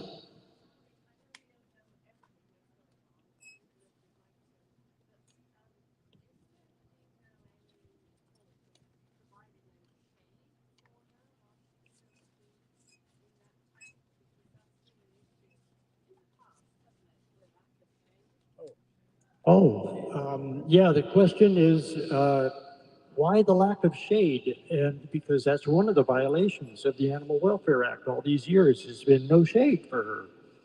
So no, I have not heard anybody talk about that, and I don't know why they can't just construct some kind of a shade over her so that she'll be, you know, out of the sun. She's constantly in the sun. At least the water is cool now, but you know, the UV waves go through the water. So, but she's lived that way all these years, and so apparently she can manage it. But yeah, I would like to see some shade there. And some people, I'll anticipate a question, what about hurricane preparedness? And there have been a lot of preparations are made, including removing any kind of hardware or tying it down that might blow around in a big hurricane. So unlike previous years when there was really no preparation, they were required to have a plan, but nobody ever saw a plan. But now they have a plan, so they're prepared for hurricane season, which is upon us. So hopefully nothing will hit. Sorry? Yes. Okay, part of that is there will be food and staff stationed on the premises, as well as a generator to make sure that the water filter system does not go out. So these are good preparations. We don't want her to stay there any longer than she has to, though. Yes? Question is, what type of infection does she have? And that's a mystery to the veterinarians. They don't, well, they have said it's plural. It's some kind of lung infection. But it doesn't, it's not growing, it's diminishing. And whether it's actually alive or, you know, whether it's actually a continuing infection or just scar tissue or what, they really don't know. They emphasized how hard it is to do an ultrasound on a 7,000-pound whale. It's really hard to locate the organs in there. So they don't have a very good idea of what kind of infection it is. Well, they do mention fungal, that it may be fungal, and they're treating it with an oral antibiotic, which is not permitted in the US, but is in Japan. So it is shipped over from Japan, but it does the trick, and it avoids having to do an IV in her tail like they had to do before. But they did emphasize that when they had to do that, as uncomfortable as that is, she has to roll over while a half a liter of antibiotics is administered into a vein in her tail. She cooperates. She understands it's for her best interests, and so she goes along with it. But still, that's uncomfortable, so now they don't even have to do that. It's just an oral pill that they can put in her fish. Yes? Can you speak to the LUMI members that are involved in the process of getting her home? Yes, in fact, there's news on that. Thank you. The question is about the LUMI involvement and the members involved. For all this time, well, let me go back a little bit to 2017, which was the really big news, probably the best booster that I could possibly have imagined, which was when the LUMI Business Council passed a resolution unanimously to support, in fact, declare their sacred obligation to bring Toki home. They did it right here during our August 8th commemoration. It was beautiful. Since then, there are new members on the council, and that support kind of diminished, but Raynell Morris, Willie Gila, and Ellie Kinley have regenerated the campaign, and Raynell Morris is on the board of the nonprofit Friends of Toki, so she is at the table.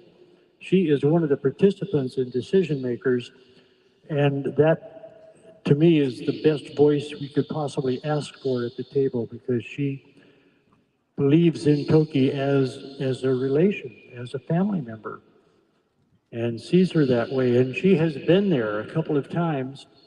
She and another elder, Shirley Bob, and Ellie, and they have they've been allowed right in poolside to drum and sing and talk to her. And they say when they drum and when they sing, that she kind of rocks with the music. You know, she feels it, she hears it, she knows it's for her. She may know much more than we know of that feeling. But the big news, just out 2 days ago in a video announcement by Raynell Morris, is that the new Lummi Business Council has passed unanimously a new resolution declaring their sacred obligation to return Toki, Sk'aliCh'elh-tenaut, to her home waters. So it's back on track. It's all systems go. It's everybody's behind it. We're all starting to row together. My sense of it is that the permitting agencies on the state and federal levels are kind of in a shell shock. They can't believe it. It's real. It's never been real. They've been able to say kind of offhand, well, you know, that'll never happen. She's too old. You know, I mean, they've just sort of been going along with the conventional wisdom that it can't be done, never going to happen. And now all of a sudden, it's real. And they're going to be handed permits that spell out exactly how it's going to be done. And it's their obligation to sign off on those permits. And I think they're going to have to. They're going to. But it's sort of against their own cultural traditions to allow that to happen. So I think there's that reluctance, but we're right now. I mean, this has only been really since March 30 that it's been real, that the money has been behind it. And only in the last month that her health has been determined to be as good as you could possibly hope, and that she is declared ready by the veterinarians. So this is all brand new to them. So I think they've just got to kind of think it over, look at the science, look at her condition, look at the whole plan. They've got to completely reassess. They've got to pull those blinders off and look at the reality.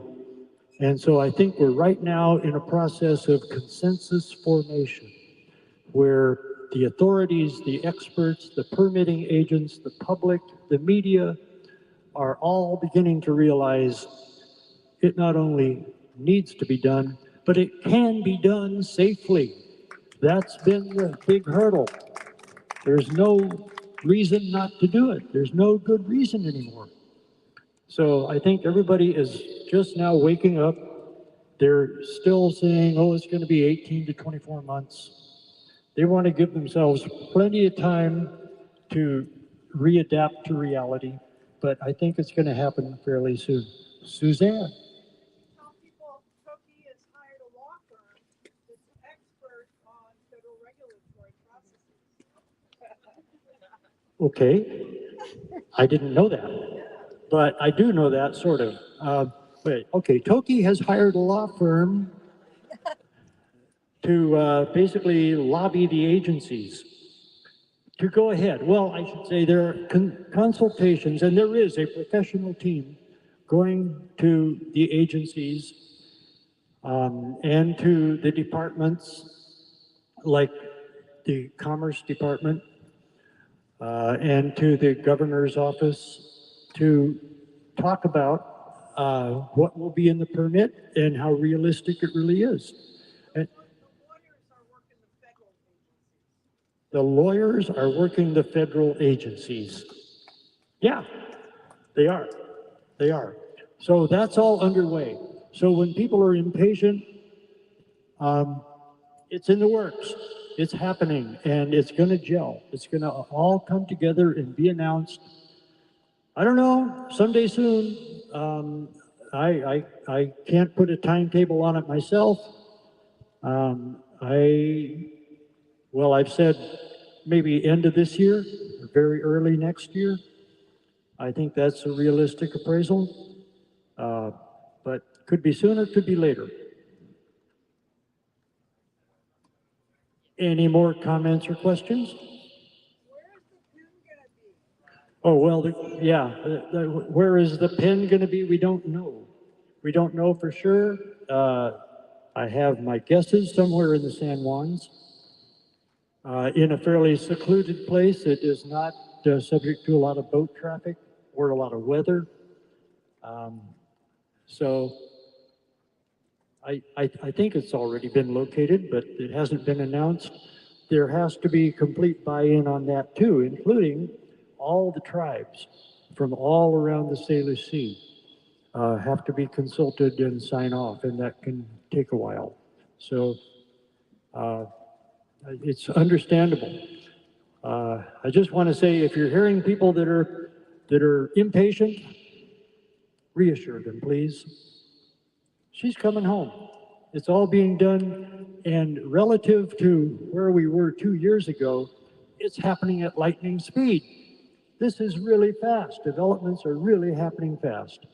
So stay tuned. All right, thank you very, very much.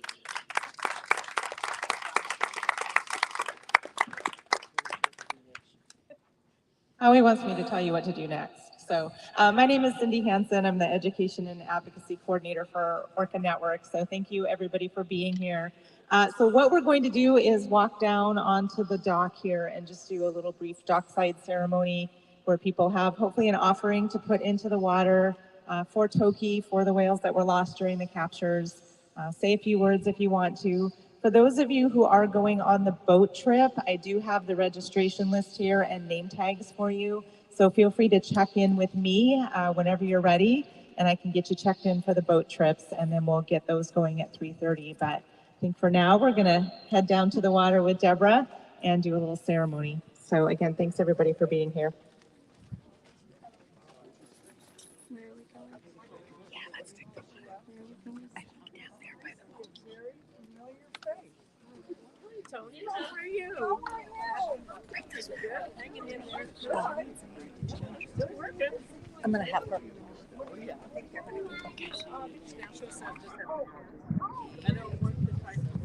Hey, Elliot, can you flip your phone sideways? Can you flip your phone sideways? Perfect. Thank you. Hey, guys. Hey, we have Elliot there with us too, so we're going to have a couple of views, which is really cool. Thanks, Elliot. Yeah, just rolled up here. Yay, we appreciate you. Yeah. Excited for this boat ride. Very cool.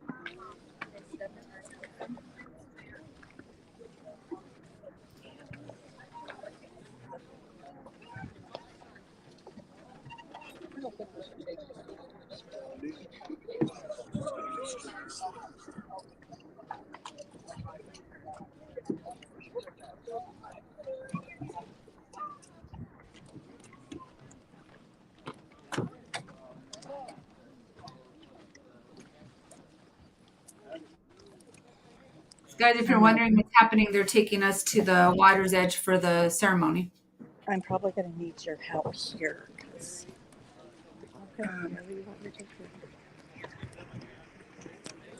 Annette, is that me up there in the left corner? That's you on the left corner. We're going to be tossing some lines right here too, so We're just going to say hit in the head with a line. Okay, we're just going to say a quick prayer and then we'll be gone. Is that the one you want me to make large? Yours or Elliot's? I don't know where Elliot is. Where is he? I could tell you. He's by the flag. So I'll go. I'll make your screen bigger. Because the boat's coming in. I think the boat's coming in. You know what? We should put it on that dock, on that corner right there. But there's quite a few people. This is so cool that they're doing this. Thank you Lines guys. that are being thrown right here when the Are we cutty okay shark's on this coming side in. of the orange? Nope. If we go over here?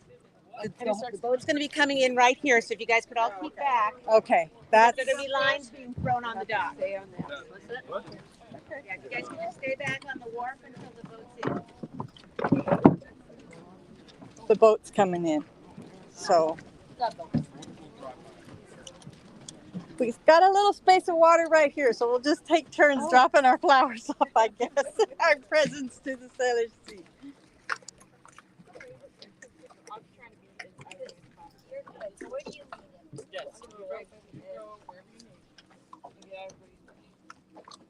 Yes, TokiTV has awesome reporters on the scene. I've got a baby too.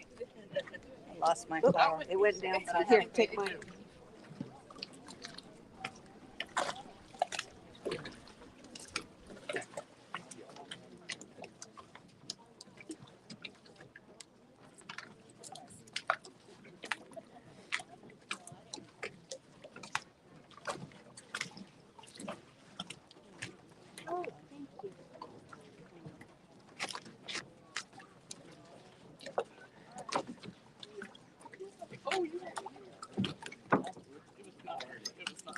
Right. Easier to get on the plot.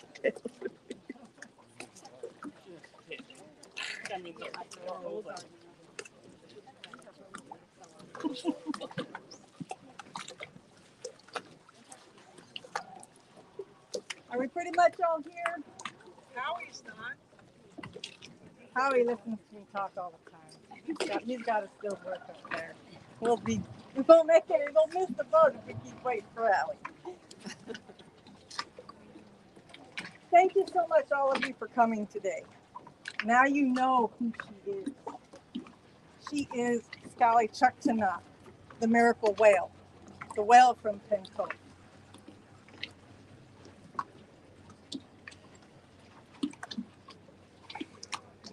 Father, Mother, God, Goddess, Creator of all, thank you for this day. Thank you for bringing together all these beautiful people of one mind and one heart. These people who love your daughter, Sk'aliCh'elh-tenaut, the sole survivor of the Penn Cove capture, our beloved sea sister in Miami, the Sk'aliCh'elh-tenaut, the people under the sea. Thank you to the ancestors.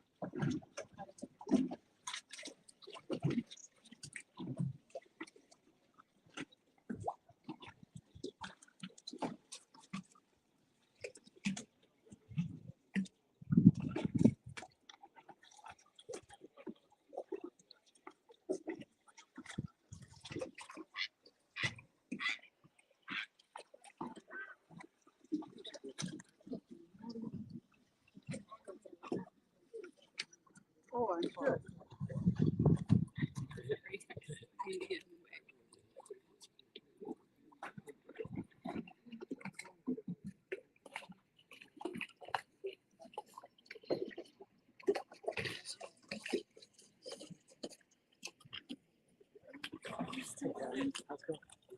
Are you still on? Yeah. Did you get her whole prayer? Yeah, yeah. Because I went completely dead. Oh, really? I don't know how to make this work. Oh.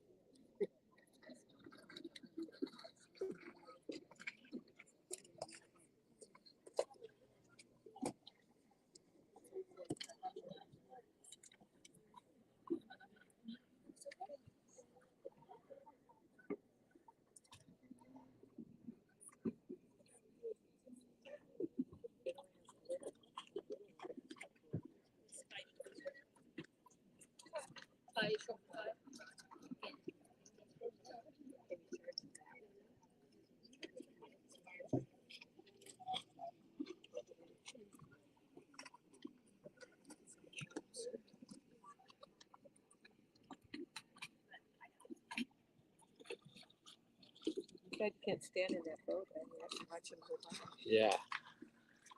I'm Eileen Smoke. I live in Mount Vernon. Eileen, nice to meet you, Eileen. Nice to Yeah, meet you. pleasure. Yeah, Good to meet yeah, yeah. Great prayer. Good words, Deborah. you. It was beautiful. You spoke from your heart. That's how you Mhm. Yeah. It's good. Go get the flowers.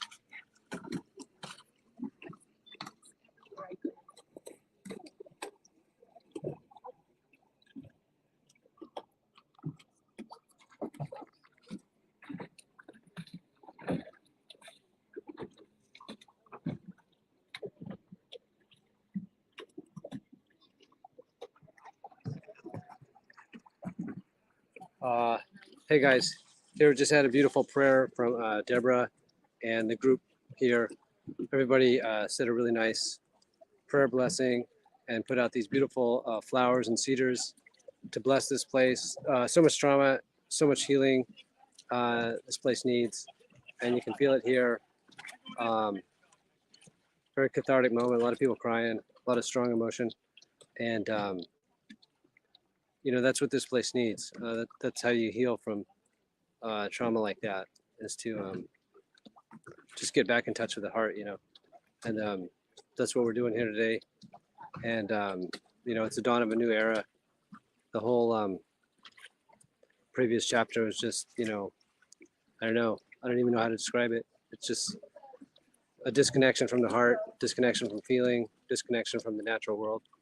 And we're kind of reviving that here with this beautiful gathering ceremony. And we're going to take the boat out to the place of the captures, also a place that needs blessing. And yeah, thanks for being with us here. I'm just going to look back at these flowers here, floating out to sea, blessing the Salish Sea, blessing all the beings, blessing the Toki and her family, the Elpod. Thank you, Ellie. If you could put the water, yeah, there we go. And then I think Susan may want, Susan, do you want to play the flute with there you go. I'll unmute. Let me see. Thank you. And there's Cuddy Sark.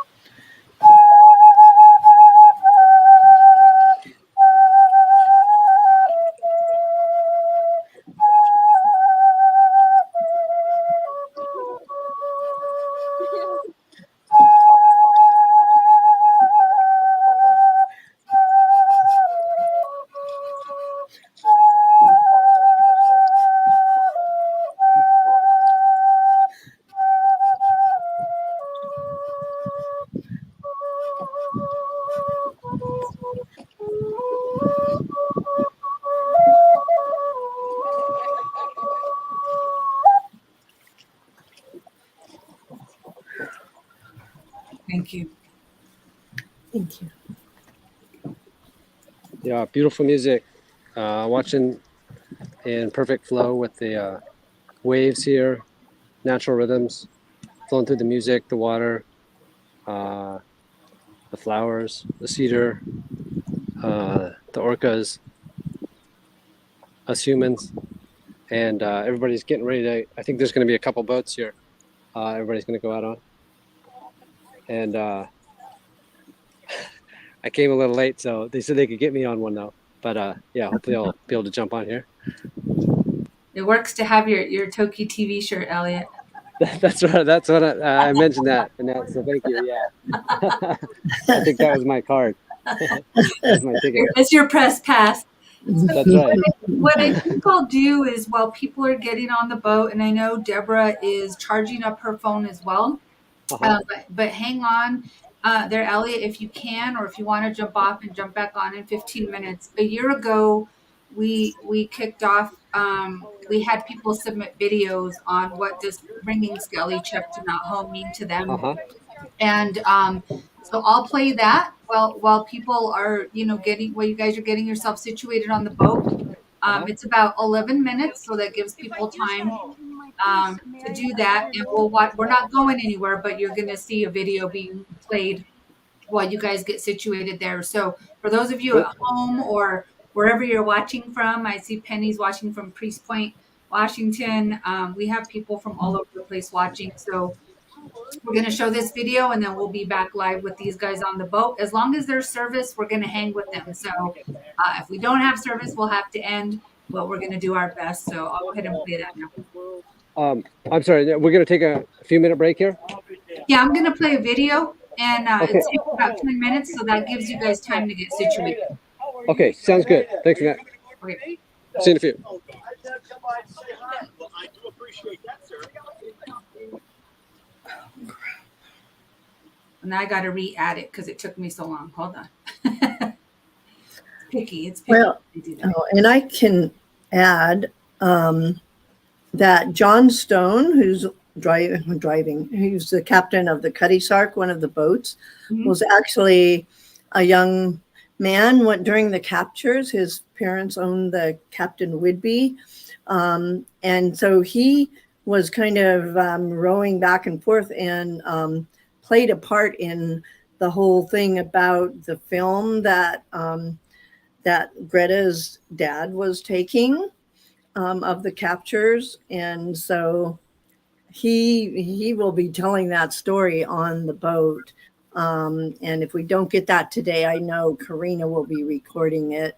But he was, like taking, and some of the, well, I know he was also Wally Funk, the local news publisher, was taking photos. And so John was like going back and forth in his rowboat, getting Wally more film and taking his film. But he has a funny story about the film from Jeff and Don McGaffin, that they got the film to his father or his grandfather, I guess it was, to put in the safe at the Captain Whidbey to keep it, because they were really trying to get it, to destroy it. And they put it in the safe. And he said, but what nobody knew was they didn't have a lock on their safe. They didn't keep it safe. But he's got some great stories about that.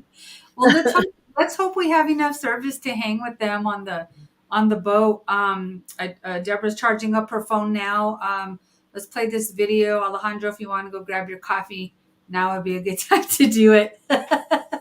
Great. He was private messaging me that he needed some coffee. So, all right, guys, we're going to play this video and then we'll be back on. Great.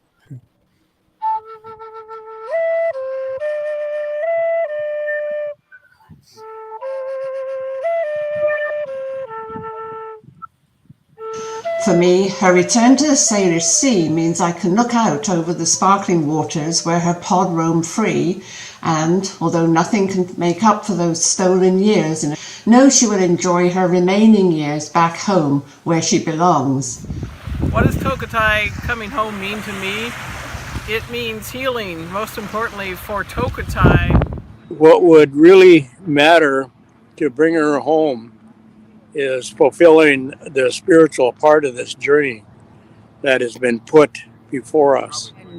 My beloved hasn't touched the Sailor Sea for so long, and I know she wants to be home, and I know she knows she's loved. So bringing Toki back home, it means a lot. It's like a dream. It would be like a dream come true. Seeing Toki back in her native waters would mean very much to me. It means that humanity is finally taking a stand for what's right. It means that collectively we are getting together and saying no more. We cannot do this anymore. We have to do what's right. For me, it would mean that healing is taking place full circle.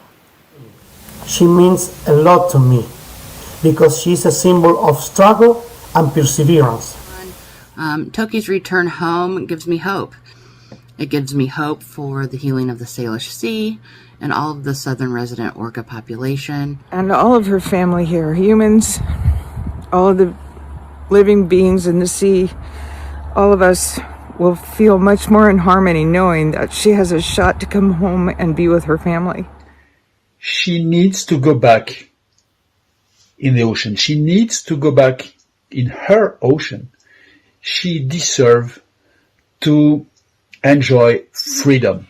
Now there's hope. There's a pathway. In addition to all of the joy and excitement and emotion that will bring, it will also be a time of healing.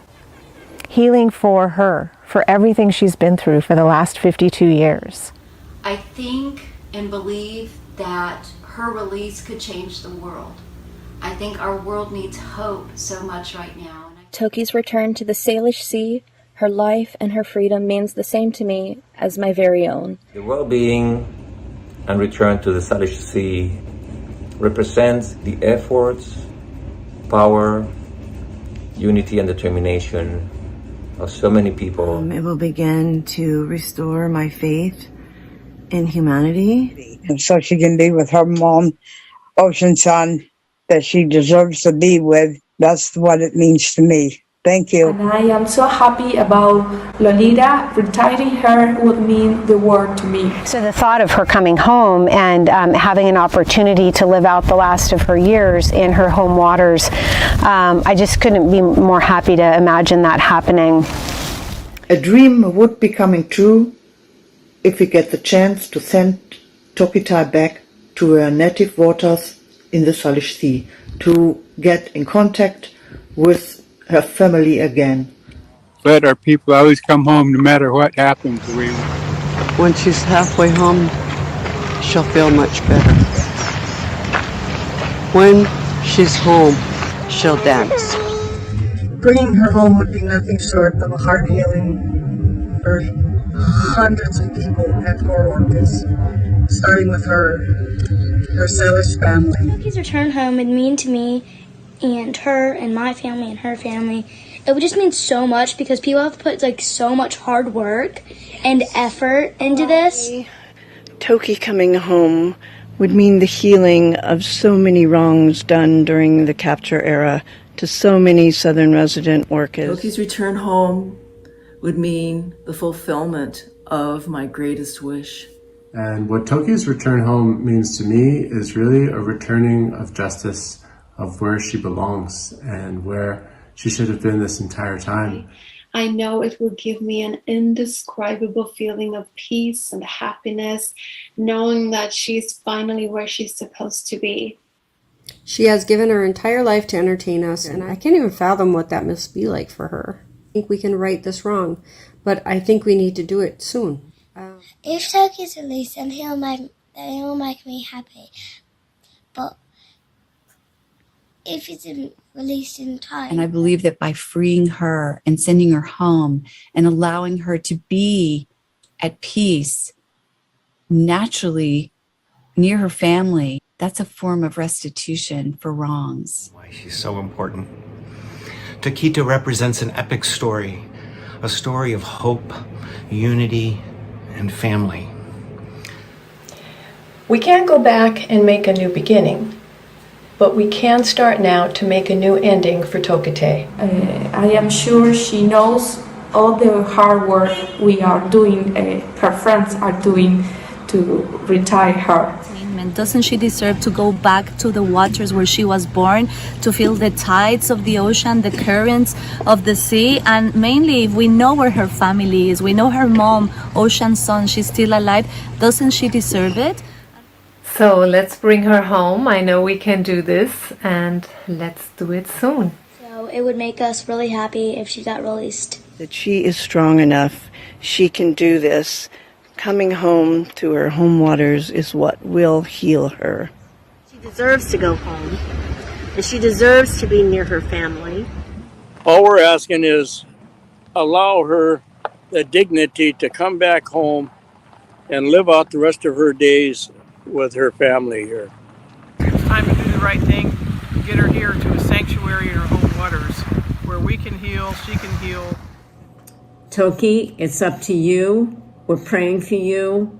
Get your health back, and we're going to get you in that sling and transport you across the country and take you home. We love you. I give all my support to the people who are fighting to help her going back to freedom. I feel we owe this to Toki. 52 years. It's time for some healing and change. She can safely return. It's been true since we started this campaign in 1995, and it is still true today. She could come home. It's really exciting to know that it's so much closer this year than it ever has been. What do you think? It's a pretty good idea, huh? Yeah. She deserves to live out the rest of her life in her home waters near her family. Humans took that right away from her, and so humans need to put her back. And it's up to us to have the courage that it takes to do the right thing. And now is the time. Now's the time to do the right thing.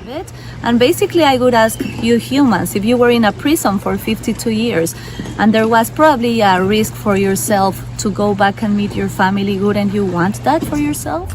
A reunion that should have never needed to take place. But it's the end of a story for her that has to end correctly. She has a God-given right to be who she is, but has that right to rejoin her family. No life worth living without freedom. It's time for her to come home and for the healing to begin. It would also mean I can finish telling her story with a happy ending, which is what we all want to see. One heart, one mind, Sk'aliCh'elh-tenaut, we will bring you home. It is time for our beloved Lolita to ride the waves of freedom again. We love you, girl. We love you, and we will always be there for you. Toki, I can't wait till you're home. Keep praying. Never give up. Expect that miracle. And I just dream of the day that I get to hear the words that she's going home. I simply won't rest until I've done everything and anything possible to help her get there. We must choose to hold on to hope and love, just like Toki. Love will be the tidal wave that washes over and brings her home. We want her home now. So we're just praying that this is something that we could do and do it quickly because she belongs. She belongs here. Sk'aliCh'elh-tenaut. Let's pray for her because her time has came. It really does matter. Prayer is very powerful. You can move mountains if you believe and you come together in unity. We can make it happen. Thank you. So what does it mean for Lolita, Sk'aliCh'elh-tenaut, Tokitai to go home? It means everything.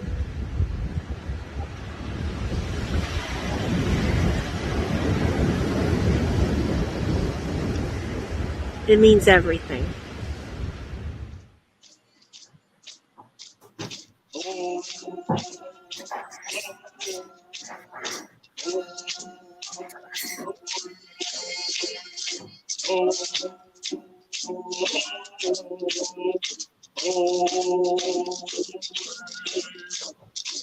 We have an opportunity to fulfill the dreams of those who have gone on and passed before us, both the Sk'aliCh'elh-tenaut and the humans who have been fighting for decades to bring her home. It means that her mom may have the opportunity to hear her again. It means that Sk'aliCh'elh-tenaut might be able to hear her mom's calls and not just in her dreams. The ancestors have done their part, and it's time for us to do ours. It's time to bring her home now. Sk'aliCh'elh-tenaut, hang in there. We're coming for you. We will bring you home.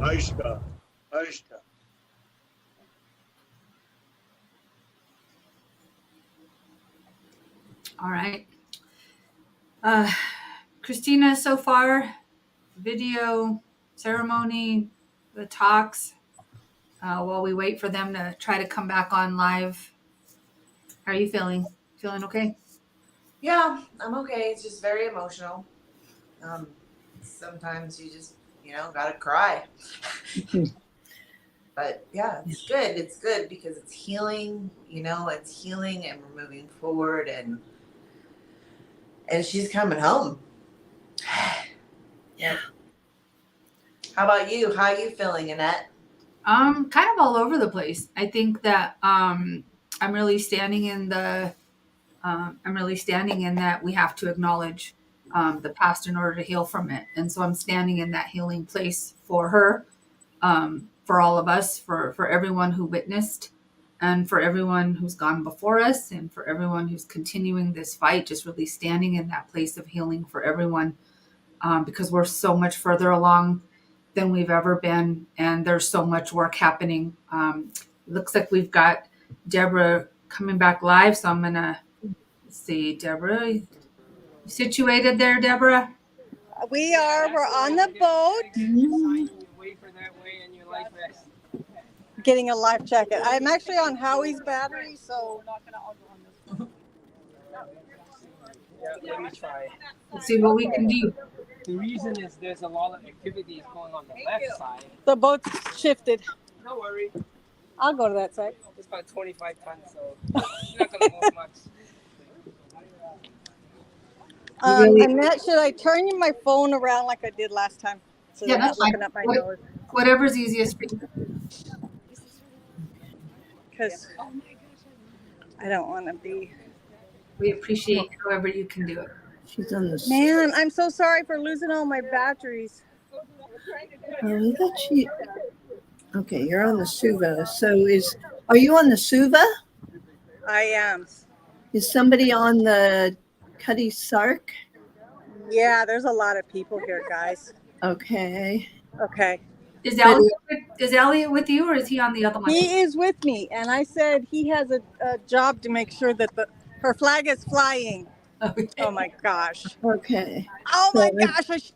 Now I should see it. I thought you were going to be on the Cutty Sark. Oh, look at that. That's beautiful. Do you see? Yeah. Sk'aliCh'elh-tenaut. Oh, that's great. That's great. I love it. Oh, good. Okay.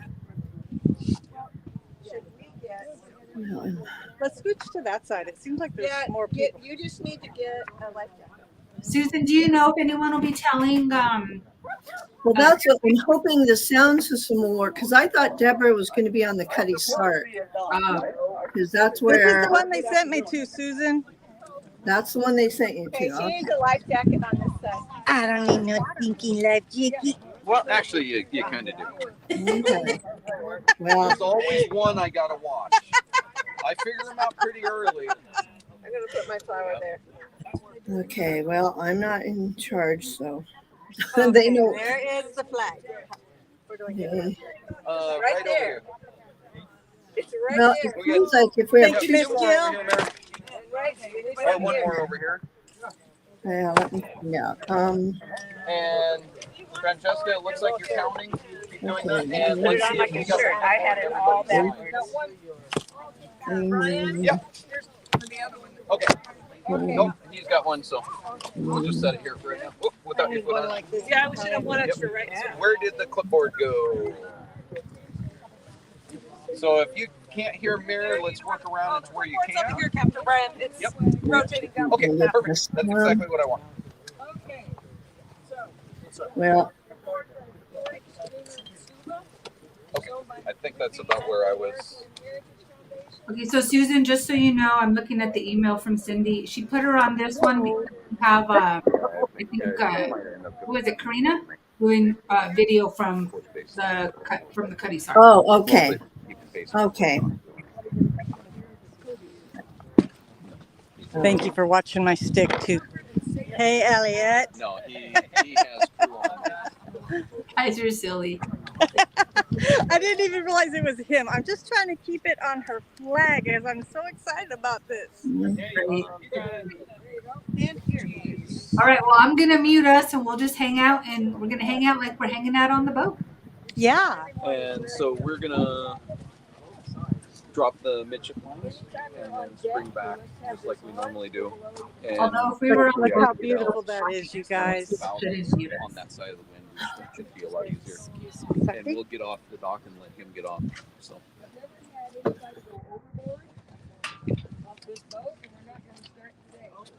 Yeah, we'll wait. We're close. Yell man overboard at the top of your voice and point at the person in the water. Don't take your eyes off them. And keep pointing until the crew member relieves you. If that happens, the captain will steer to the wind, we'll drop the sails, turn on the engine, swing around and pick the person up. In case of an emergency and the captain deemed it necessary, we would break out these Coast Guard Type 1 horse collars. There's enough on board for everyone. And the crew would assist you in putting them on. We don't do this, but we need to tell you I think they picked it up. So our boat is your boat. Once we're underway, the sails are up and the engine's off. The freedom is about the boat. Here, put it in there. You can crawl across the canopy top, across the front of the foremast, or back on the head. Keep all our stories. Please don't sit or lean on these lifelines. They're just there to help guide you around the boat. If you feel like you need to grab something sturdy, grab anything that's your navigation. The davits, the shrouds, the stays, or the wood on top of the long highlights. Please pay attention to any commands from the crew. There's no smoking or vaping or drugs allowed on the boat. Even though marijuana is legal in the state, the lines come on the dock, we're in federal waters, and it's illegal. If something happened and the Coast Guard boarded us and found drugs, they would impound the boat and jail the skipper. We would like both of them. There is a marine toilet on board, a head, it's the forward salon on the port side. It works just like one of the room, except it has a push button flush. Just push enough to clear the bowl. Don't put anything in the commode that didn't go through you first. So any paper goes into a little trash can. Please don't throw anything overboard. You can buy a spray like there's fish stuff. Hey, John. Hey, John. John, back here. Oh, we're just going to switch over 6-8 in case you and I need to talk, if that works for you. And I'll monitor 6-8.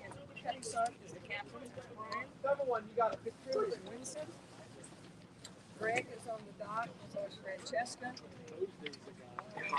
Right here. There's Malia. There's Captain Brian. Hey, that's me. And I'm the bosun. My name's Mayor. And do we any questions? Okay, enjoy the sail.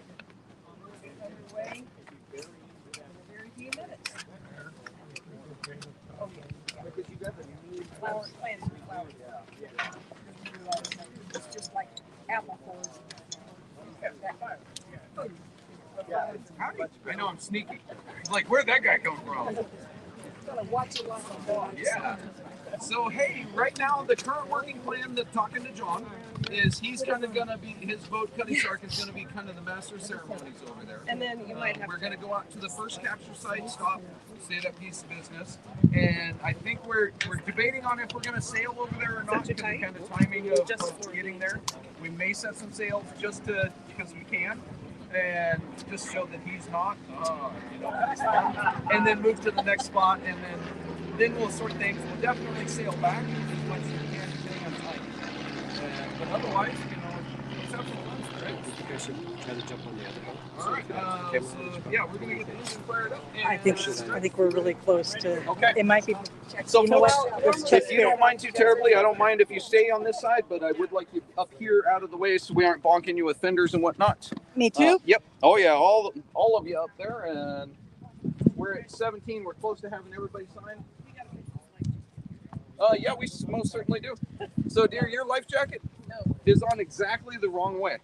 So I'm the one. I told you there's one on the boat. I always have to watch. They identify them pretty quick. Sometimes they hide a little. I'm gonna single it. Yep. Yeah, just it should be pretty close. Okay, someone fix me. Yes, she can go. Okay. So, You know, if an you orchestra turn in goes by circles in the water. So you put your right arm in there, your left arm in there, and it snaps in the front. And you can tighten that strap up over here as much as you like here. Just don't pull the red cord. Right, You'll go right. flying. I'll be like an airline stewardess. Then who do we give it to? When you guys are all done, I'll go ahead and take it back to the captain. I don't know if I ever do that. There's 19. Is that how many there are? There should be 19 aboard, yes. 6, 23. Malaya, does it match what's on the board? 19. And 19 are you counted 19? Thank you, Cindy. This is Cindy Hansen, Orca Network. We love you. Right. Okay, what do you want? Yep. Gotcha. Now we just You go wanna for sit just, we'll just go for the ride. Cast it off. Yeah, cast off. Closing the gate. David, don't forget your dog. Close the gate. Have a good sail. Actually, I might go to the other side of Katie.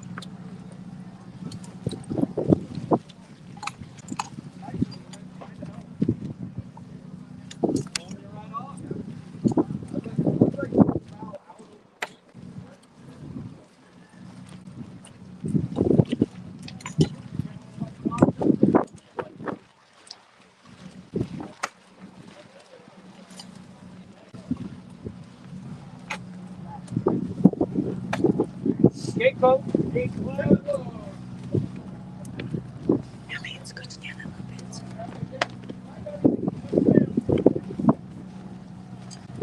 We get the good spot by the big, and that says to get the front of the line.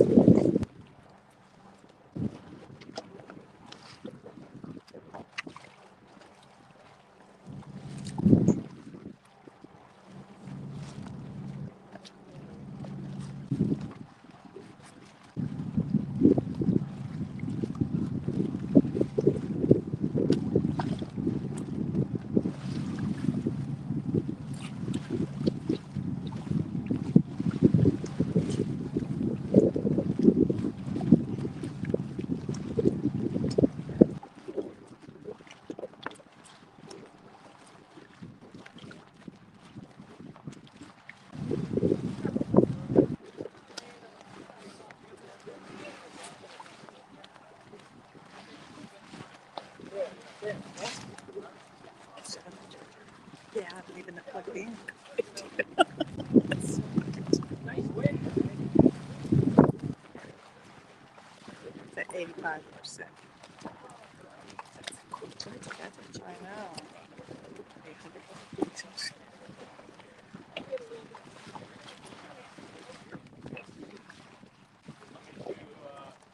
Oyster tail. Tail, please. Tail, please. Thank you. Wait for the tap. This is your tail. Yeah, you keep on the feet. Yep. Sure. Wait for them.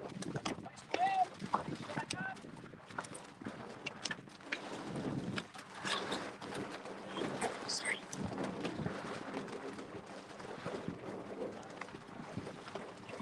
Just one. One. Yep. Oh, it's a ball. There you go.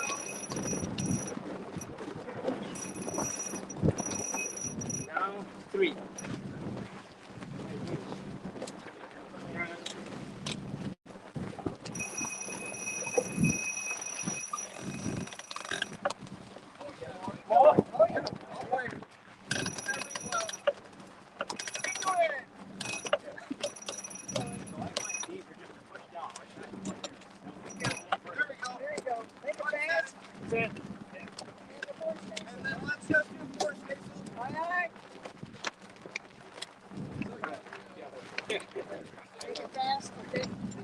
And the four stays. Okay. Number 4 safe, so okay. We'll clean it up, Nathan.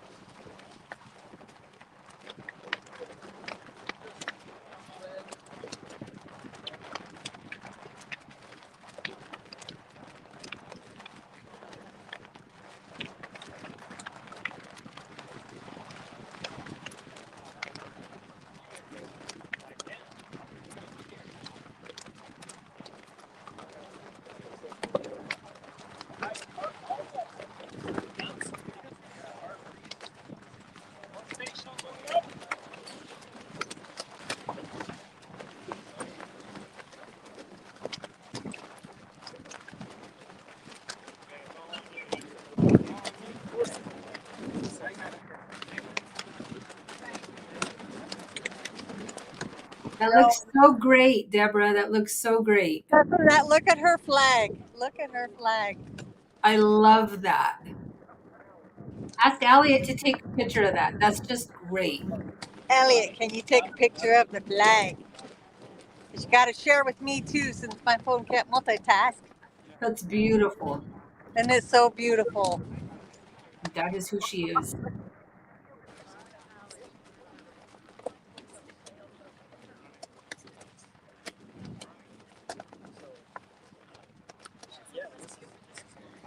So a lot of people were asking while we were waiting there, and I had the flowers and stuff set up by her flag, and people would be like, well, where's the Lummi? Where's the Lummi people? And every time someone would ask me that, I'd turn around and point to the flag and I say, she's right there. The Lummi are here. Sk'aliCh'elh-tenaut is here.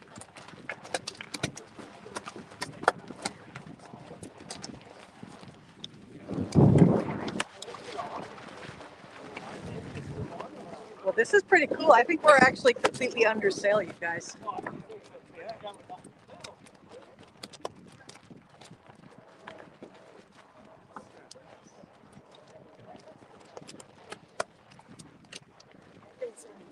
Well, I'm going to do something. I don't know if this is while we're waiting to go to the capture site.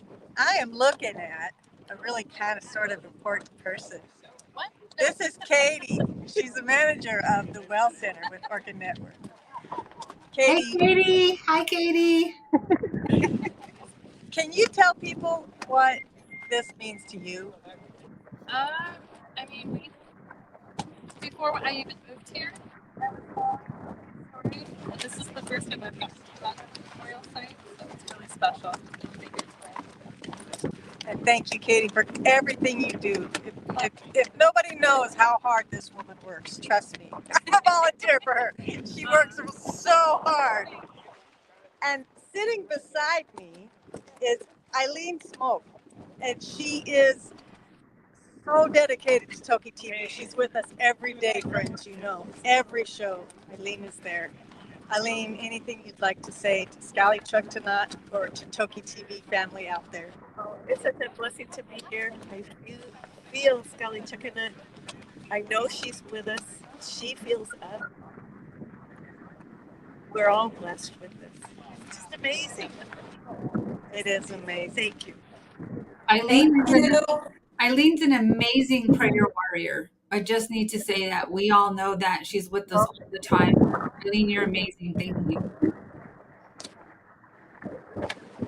I'm trying to think if there's anybody else on. Oh, well, there's this guy. Hi, Elliot. You're a photographer. That was some great pictures. I'm going to get those loaded. What a great shot right there. The way the light is. Oh my gosh, for sure. Look at it. Just... Yeah, I'm going to take a screenshot. Elliot, you're like in model mode right now. Sk'aliCh'elh-tenaut. Yeah, and we're really sailing. Yeah, we're sailing. You can feel it. It's so amazing. No motors pressing the water.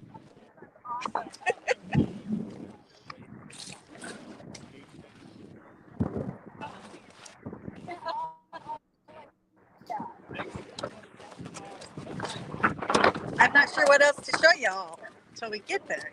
Are you okay just looking out at the water? We're good. We're good just hanging out as if we were there on the boat.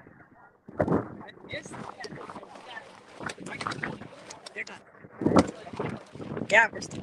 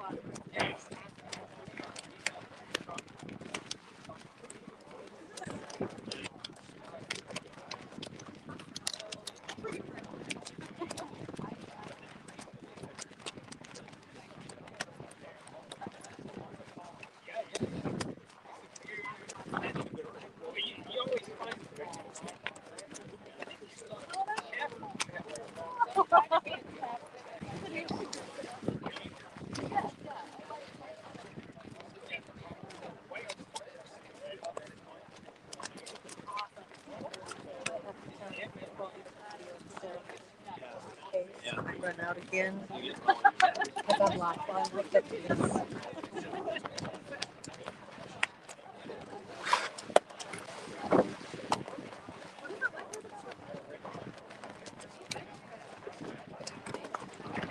the whales have not been into this place in all those years.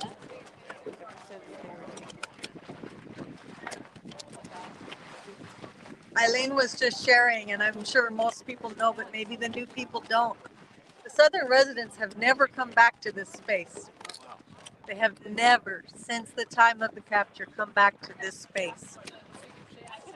So I think that makes what we're doing even more important, that we acknowledge it and we heal it and we send the blessings out over the water. We acknowledge this trauma. We're sorry. And we're doing what we can to make it right by bringing home Sk'aliCh'elh-tenaut.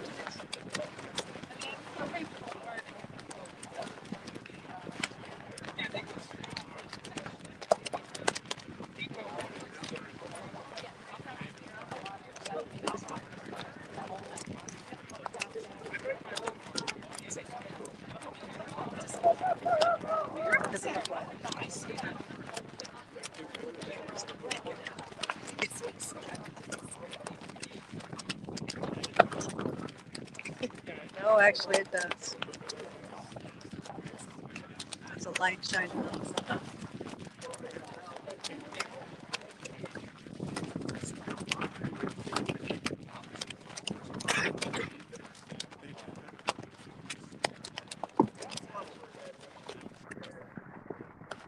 Susan, when was the last time that that you went out there? Oh, let's see. Our last one was 2019, I think. And then, yeah, then we stopped for COVID for the last 3 years.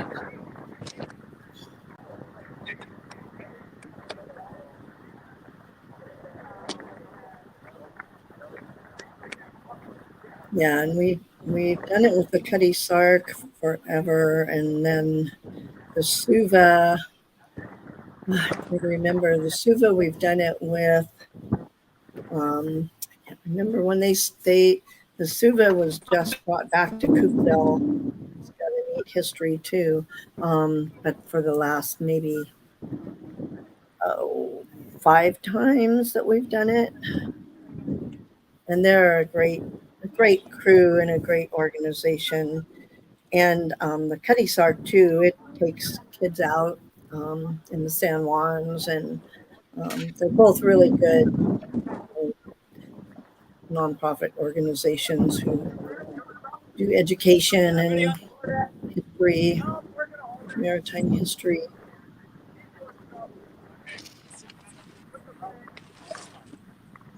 And the first time we did it in '98, after we did our 5-hour event, and 10 o'clock at night, then we cleaned up everything, and at about midnight, this big gold full moon was rising over Penn Cove. John comes running up. We had just finished cleaning up, and he comes running out. It's like, come on, you guys, the moon's coming up. We got to go for a boat ride. He had already given like 4 tours. He took all of our volunteers that had worked so hard, and we went out for like a midnight sail on Penn Cove under this gorgeous full moon. And it was the most magical thing, and so sweet of him to do that. It was really an amazing. He had no idea he was going to have to be doing this for decades. Bless his heart. He's in it. He's a great guy. Yeah.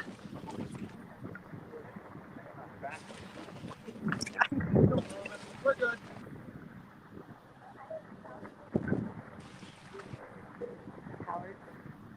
It is.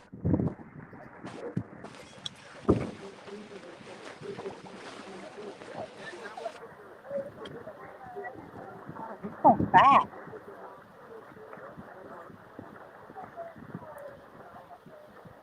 Yeah, this is the. You want us to center the port staysail? Yeah.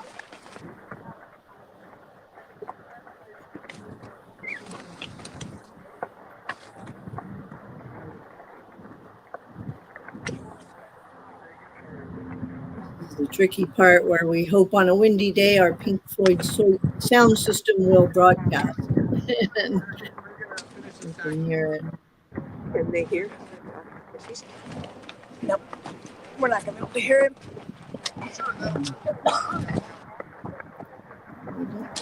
We cannot hear a word that Howie says, you guys, with the wind. We're too far apart. So you're right. I somehow got pushed onto the wrong boat. No, you're on the right one. Karina's filming on the other one, so we're okay. Okay, good. We'll have the talk for next one. Right, but I don't know why with 2 streamers we didn't get one on that boat. Sorry about that. It all happens in divine order. It's perfect. It does. I'm thinking because she's got a better camera, it's going to be all good. Deborah, did you tell the captain or whoever was scolding you that they were scolding you on live TV about about your life vest? No, I just wanted to make everybody think it was me. I don't need to feed everybody in the whole world know I'm misbehaving. It was like the gal was giving that safety speech, and it's like, well, if there's orcas, there could be man overboard. I'd be jumping in the water with them. Alejandro says to make sure you know TokiTV doesn't have insurance, so you're on your own. You may be hired, but you're not insured. I'm not insured. Well, then I think I should put a life jacket on. They'll push me to shore. I don't think we're allowed to stand, so I'm trying to get. There they are. They're way ahead of us. So what I think happened, I think that was the first capture site, actually, you guys.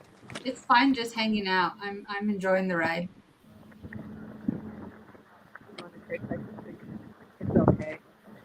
By the time we changed it, This is so frustrating. Unfortunately, we bought a new system so we could avoid this, but apparently. But it worked really good on the dock, Susan, so it was worth it. Yeah, but this is not.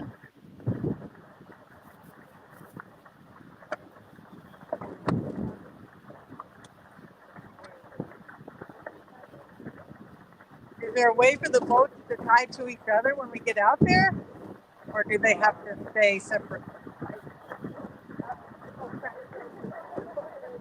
Well, they can get a little close, but it's pretty windy out there. I bet they can't get too close. That's the problem.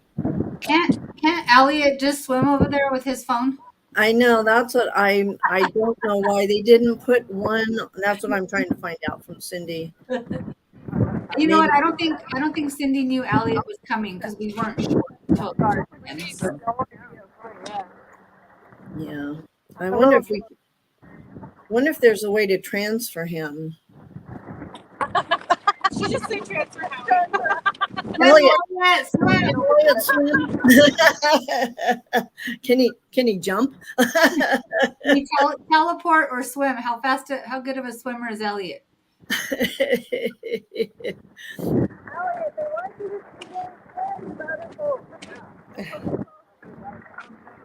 Well, I should have. Well, they were still at the dock. I should have made him get off and go get on the Sk'aliCh'elh-tenaut. It was pretty confusing down there. Well, maybe they don't have it. Is he like giving the talk yet, or are they still going to the site? It looks like. I think we're still going to the sites. Okay, so they may not have it up all the way yet. Yeah, because directly ahead of us is the pier. See the pier.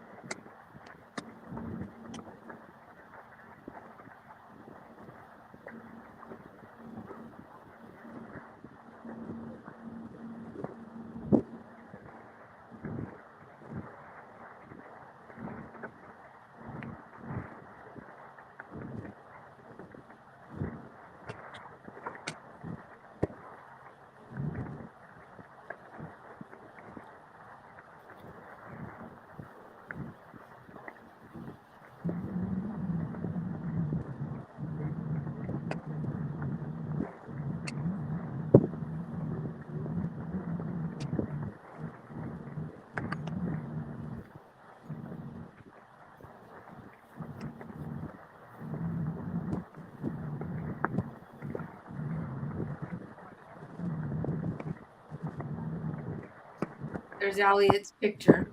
Oh, look at her.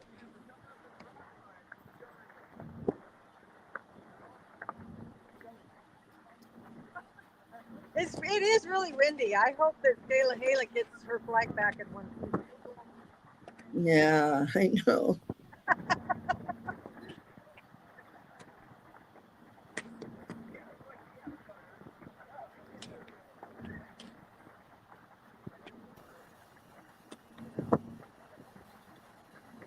Do you know if that was a 3x5 or a 2x3? Oh no, it's 5 by 3, I think.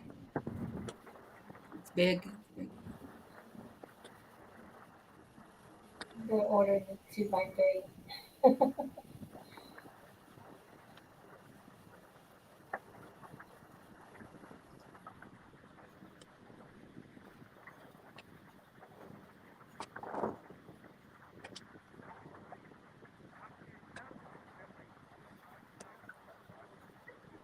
Remembering Chief Salik. I'm gonna sneak in.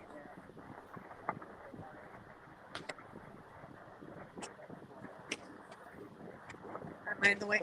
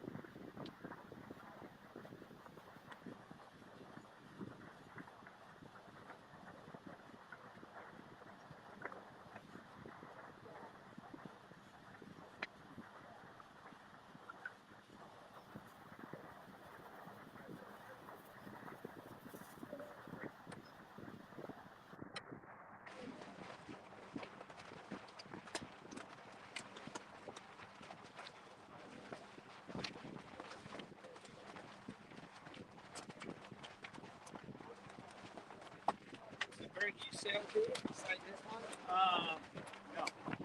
I have a powerboat. That's even more fun, right? It's even more fun, yeah. Isn't this great? You feel like you're right on the boat with them out on Pin Cove.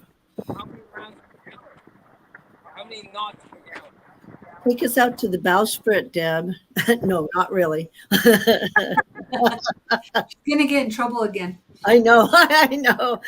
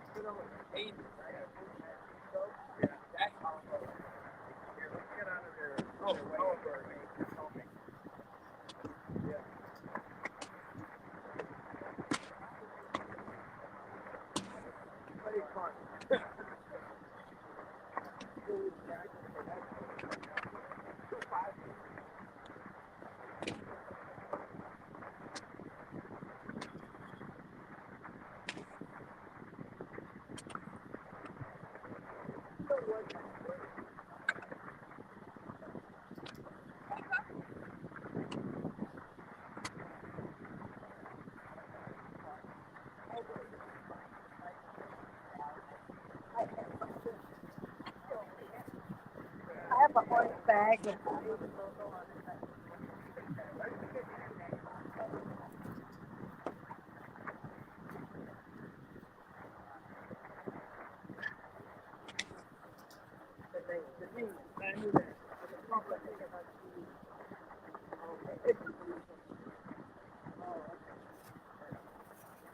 Well, Susan, maybe you should be telling people from this side then what's about where we are and stuff.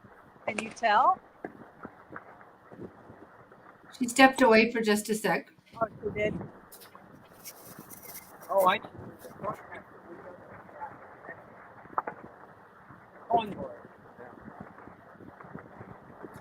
Alejandro, is this our longest TokiTV so far? I know we've gone over 2 hours before, but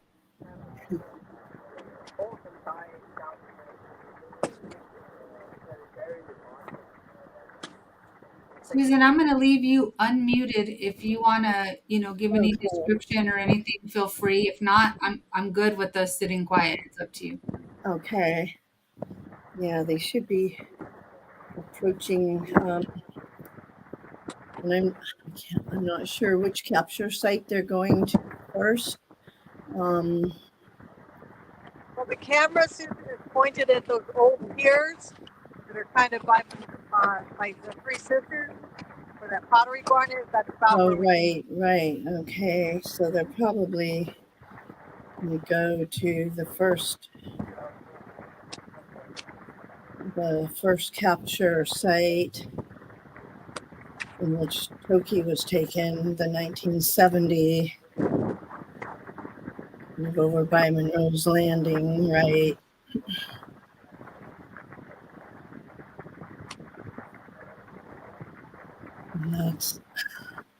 And I hope that the reception holds, because I know that's when we had Doug trying to do it one year in a rowboat out there, but I think he was further to the east and he lost reception, but this is closer to Coopville, so hopefully reception will hold.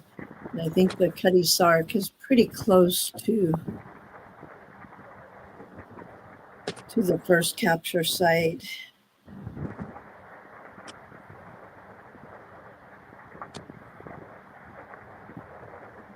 So once the boats get over there, hopefully they'll be able to get close enough and our new sound speaker will work loud enough that we can hear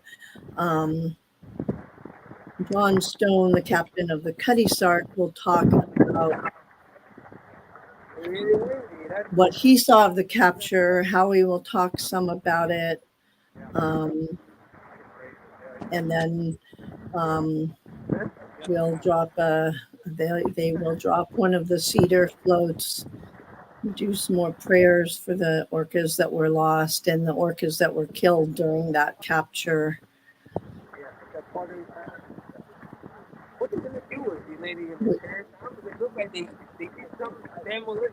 And in that, and there's of course different stories about what happened with the orcas that were killed during the capture. But they sunk the bodies because they didn't want those to count against their take, because they could only take so many. So they still wanted to get their full number of live orcas, and they didn't want those 4 or 5 to count against them. They then later had washed up on shore after they went ahead and took, that many more live ones. And that was the capture in which Lolita was taken. So then in 71, it was bad enough when Lolita was taken and they were there for a week and everyone listened to all the cries, and then they came back the following year and the people had seen the dead orcas, including one calf, wash ashore, and the townspeople were really upset. And that's when Don McGaffin and Jeff Mart went and tried to get the footage, and there was that the public sentiment was changing, and SeaWorld was being very defensive, and and times were really different then. And I don't want to give SeaWorld any credit, but at that time people were shooting at orcas and people were afraid of them and thought of them as killer whales, and fishermen shot at them, and the Navy thought it was okay to shoot at them, so I guess the one thing that the marine park industry did was teach us that, they weren't killers, that, they could train them, and, it kind of gave us that other glimpse into how intelligent they are. But then it turned them into this other thing of, false picture of them as a, circus animal, which they aren't either. That's just as demeaning and just as false of a picture of them. So now we're trying to undo that. But It was a really interesting time, and that 71 capture was very contentious, and the townspeople did not want them out there, and the state did not want them out there. You guys hear him? And Washington was the first to stop the captures. The state of Washington banned SeaWorld from the state. This is about as close as I can get, guys. Is he talking, Deborah? I'm sorry? Is he talking? He is talking, but the wind, but at least you can see the boat.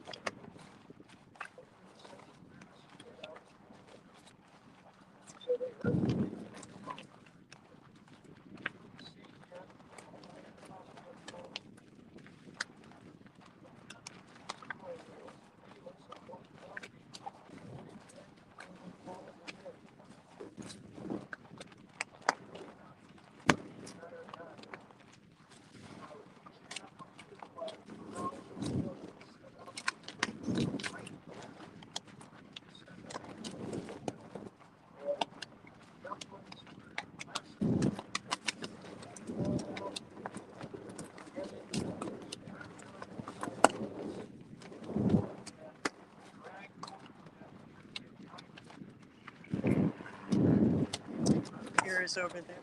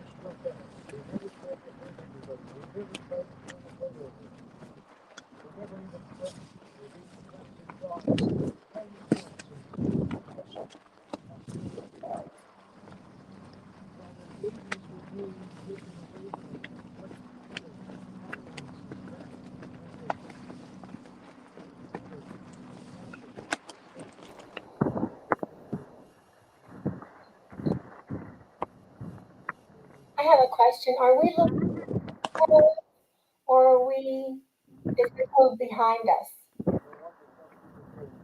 The what? Are we looking into the cove or is the cove behind us? We are like at the very end of the cove. If you look at it on the map where you see Saratoga Pass is big out there on the east side of the island, you are now looking at the very furthest point inward of the cove, which makes sense why they would capture here because it's a smaller space to contain. And then the pier that was right over there, it gave them that benefit of tying them and lifting them up out of the water there.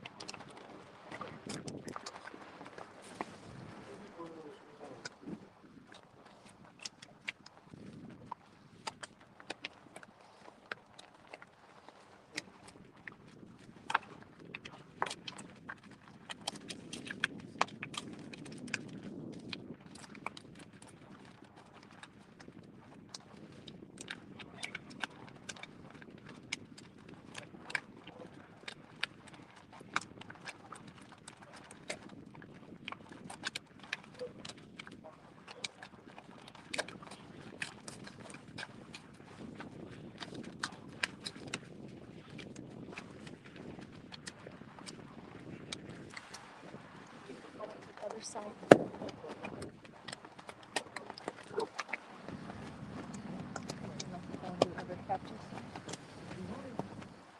Are they going to put the flowers in the water here? Well, find out.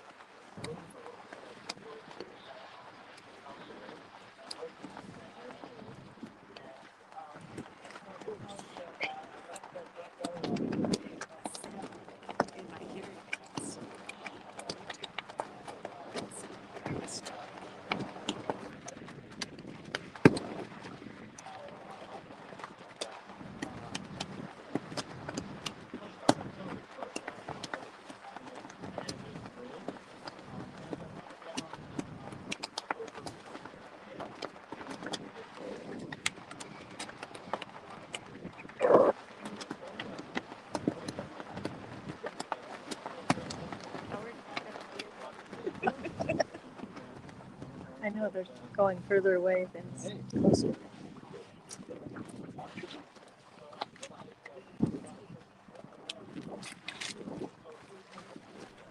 Hey guys, so I just talked to Howard and I'm trying to send him the link. So hopefully he can jump on. I also sent it, I sent a message to Nancy, who's on the boat, and I sent you her number as well. Right beside me. Oh, yay. Can you hear? Did you see that? Did you see that? Okay, now, so we need to tell the people. So can Deb tell the people on the Suva, or that they can get this on their phones or watch hers so they can hear it? About 20 years later, John is telling a story right now. They can hear it. Can he start over a little? Can he start over? No. Spiden Island, and there was another super. He's in the middle of a story. And so I told my passengers this story, and I said, "Oh, and look over there. There's my friend Ruffles." And no sooner did I say that than Ruffles made a beeline for this vessel. And I knew how could he possibly recognize him? I mean, I was 20 years older, and so was he. He looked the same to me. Anyway. Howard, can you turn your phone sideways? The bow of the ship, he turned on his side and went Thank down you. the side of the vessel. Perfect, thank you. Went as he came, and then went off and swam away. And I was amazed. My passengers were thrilled, and I explained how something like that could have happened, but it printed on my brain now. And this young lady was telling me that portion of the brain that's unknown might have telepathic properties. Maybe when he heard me saying, "I know that whale," he said, "Oh, that's the guy that I saw 20 years ago." Maybe. Maybe. But he doesn't. He's not as handsome as he was then.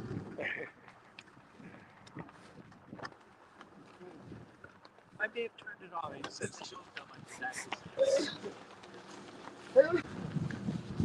I hope it. So, shall we move on to the next one? Yes. Oh, you want to put flowers here? Yeah. Okay, flowers here. Oh, You're on now. we may be running out of battery. Uh-oh. Here it is. Oh, yes. Well, we're going to do the ceremony. We read. Thank you, Jan Bell, who has prepared these beautiful wreaths. There's another one on that. And there is another one on the Suva.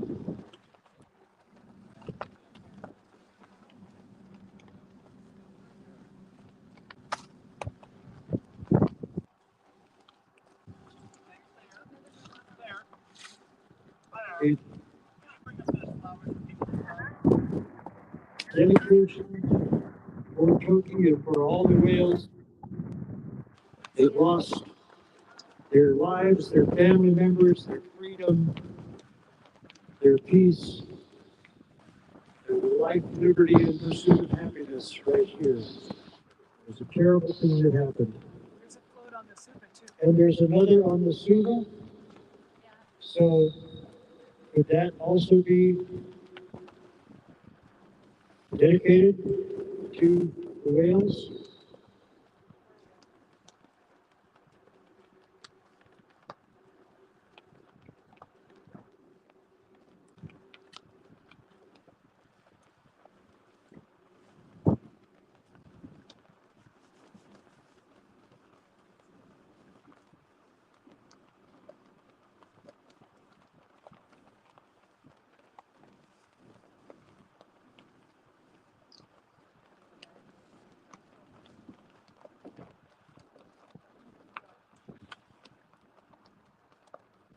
Deborah's Deborah.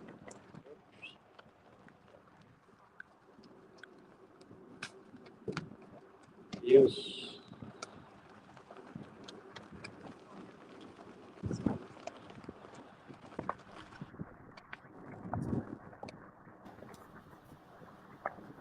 Deborah, your phone's muted.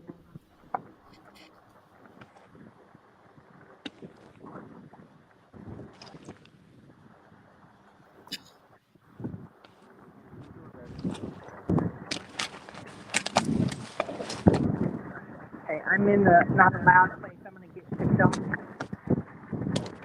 So now we're going to motor over to where the 1971 capture took place.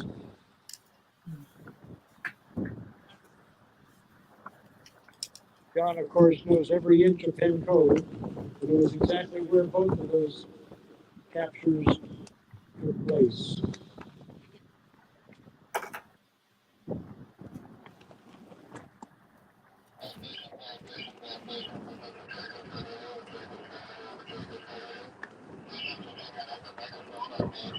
You want me to be muted, Annette?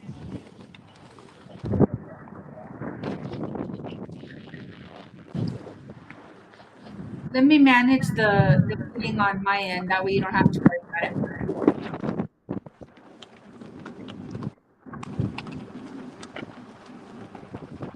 You can unmute Deborah, and then that way I can manage it. Okay.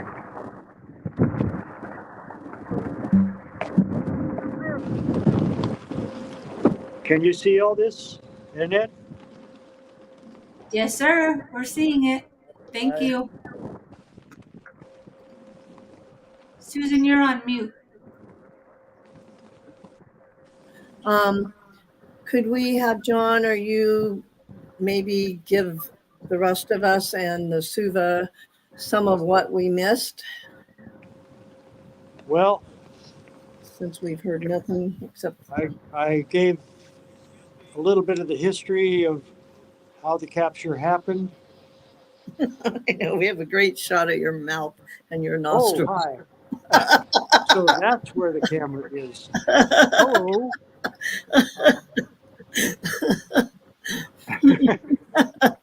Not that we mind that, but a little levity is always good. Okay. Well, I don't. Right. Well.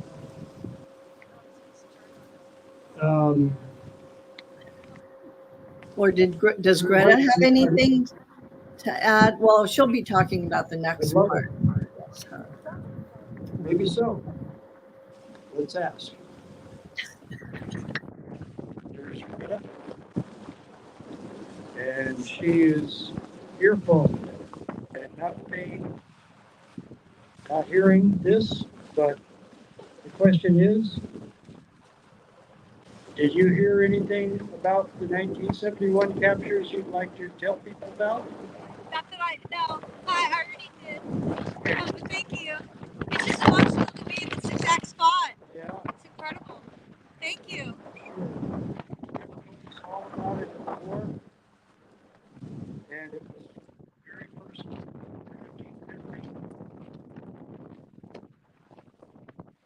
So Brother Mark is here.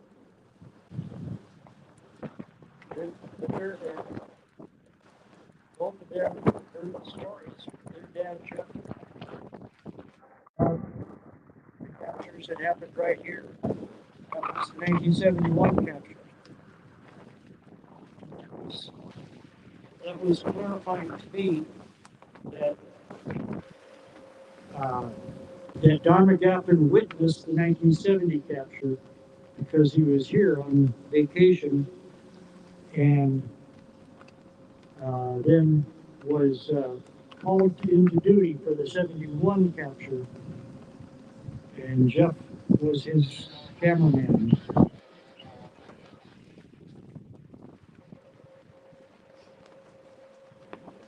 So we're coming over close to the mussel rafts.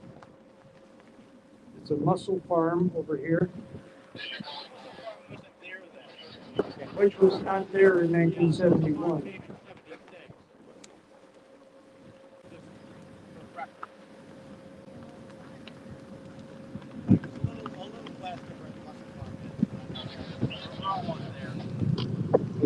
also somewhere on the shore, maybe where those open fields are, was the village and the longhouse of the Lummi people for who knows how many hundreds or thousands of years.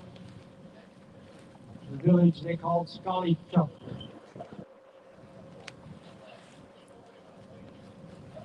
So TokiTV has been given a ceremonial name by the late Chief Salih of Sk'aliCh'elh-tenaut, which is the female suffix of the village of Sk'aliCh'elh.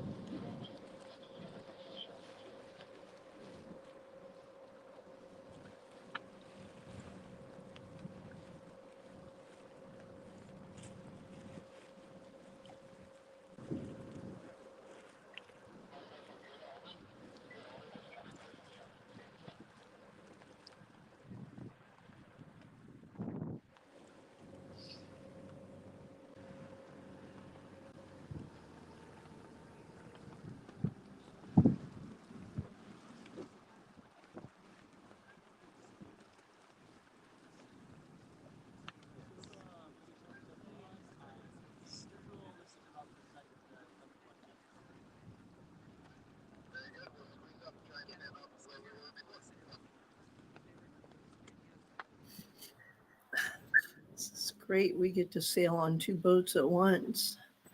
Right. Suzanne Major and Mark Pease are here from down by the South Sound. Nancy Nolan, songstress of Wiley, is here. Your Yes. friend. Hi, Nancy. Hey.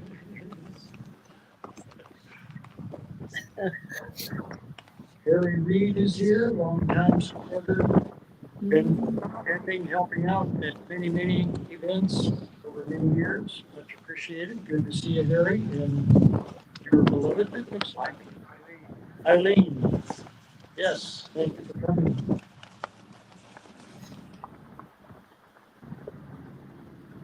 Karina Mikowski is recording the event, documenting this for the ages. And here we are, side by side with the Subaru. Elliot, Deborah, so many good folks. Thank you all for joining us, taking part in this ceremony, this moment of remembrance.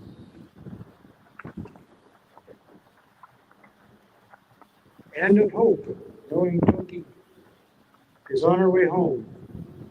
She is well, she is whole, she is home. In her mind, she is home. In my mind, she is home.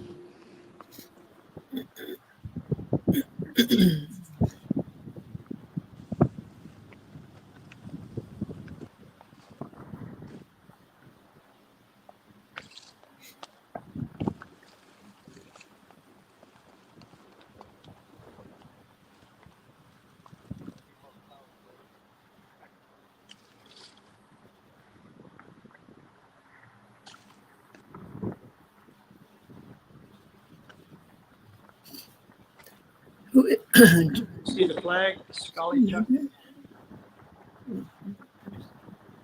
Yeah. Beautiful. Oh, the flag. That's great.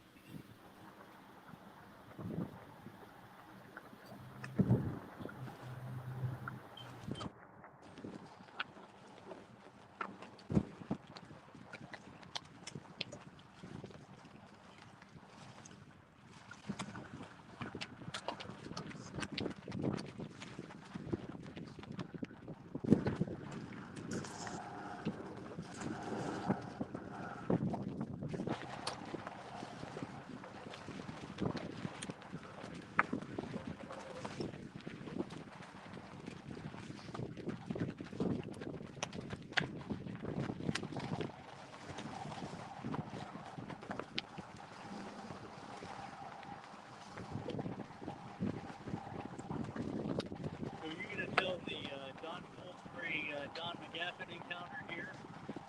We told that on the wharf. Oh, did you? Okay. Yeah, actually twice.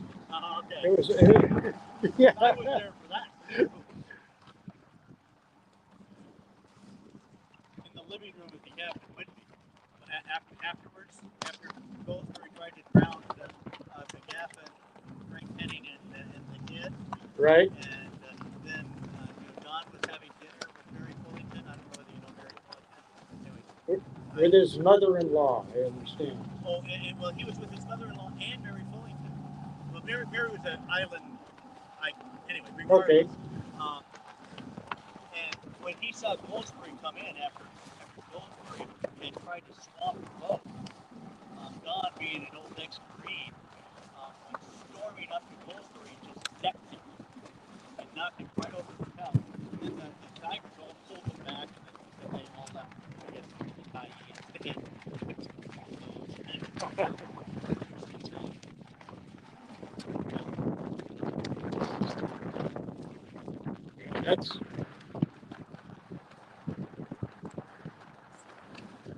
that's. Hello, Mike. Oh, and the other thing about that, when they got the bill, the Gaffin, Frank's boat was a big 20-foot thing off the creek.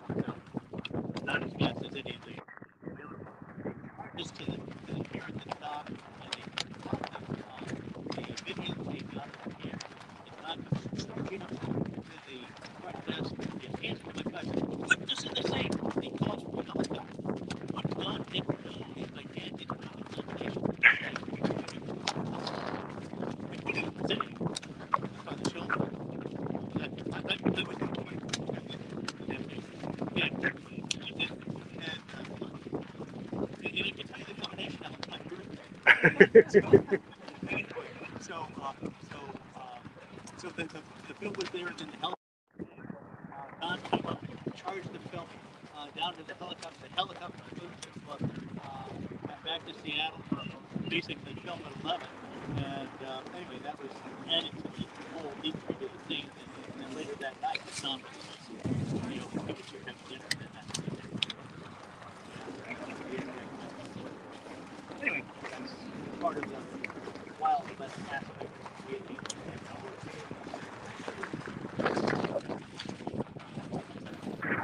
We can't quite hear John. Right. Well, he's telling about when Don McGaffin came in from the boats and he rushed up with the tape and asked John's father to put it in the safe. Oh. And he did. He rushed over and he put it in the safe, but he didn't know the combination to the safe, so he didn't ever lock it. So it was there, and it looked safe, but it was not locked. Okay. But it did stay safe, and the helicopter came up and got the tape and ran it down to Seattle, and it was on at 11. I knew there was some story about it was in the safe, but it wasn't locked, or they didn't have a lock or something. That was... They didn't know the combination, so they never locked it.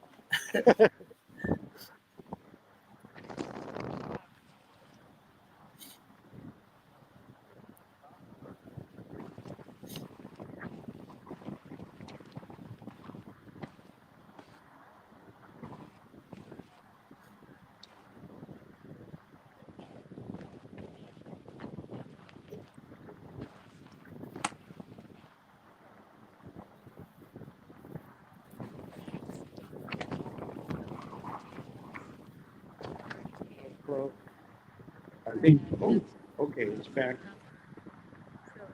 I'm not sure if the battery is going out, but sounds like it's working.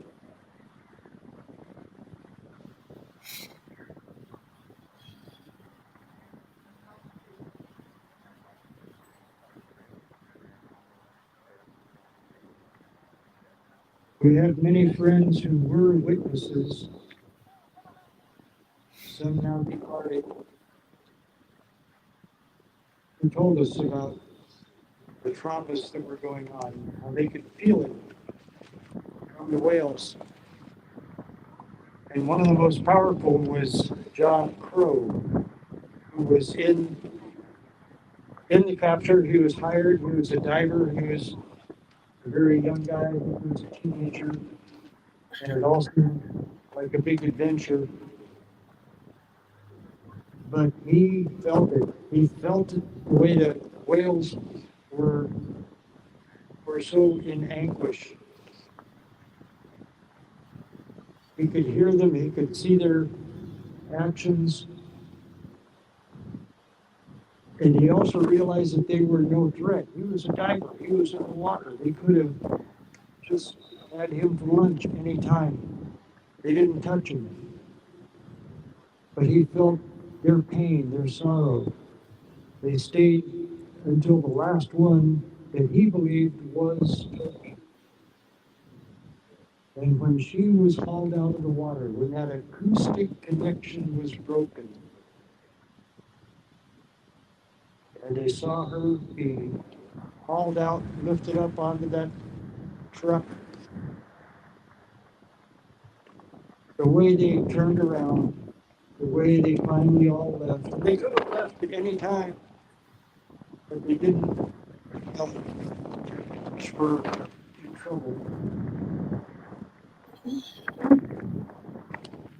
And he felt their pain. He said it was the most terrible thing he's ever done. He's been in wars, but he's never done anything as bad as what he did here, right here on this scene.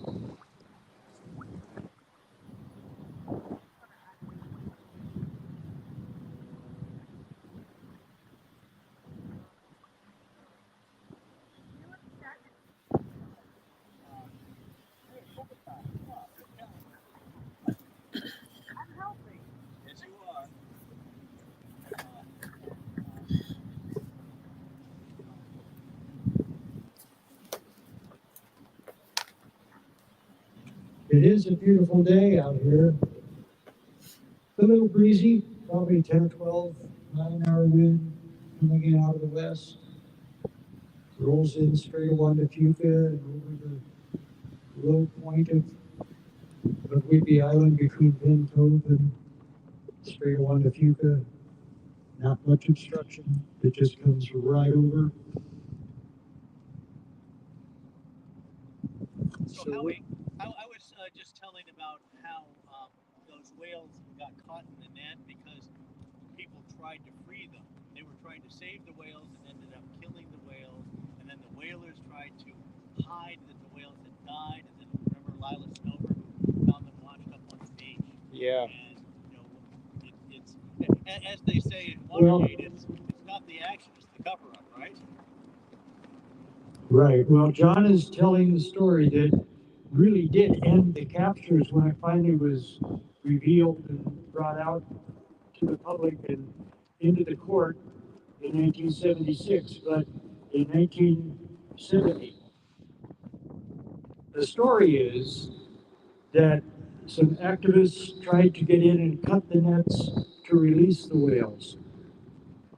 But I am not certain that it was that's what happened.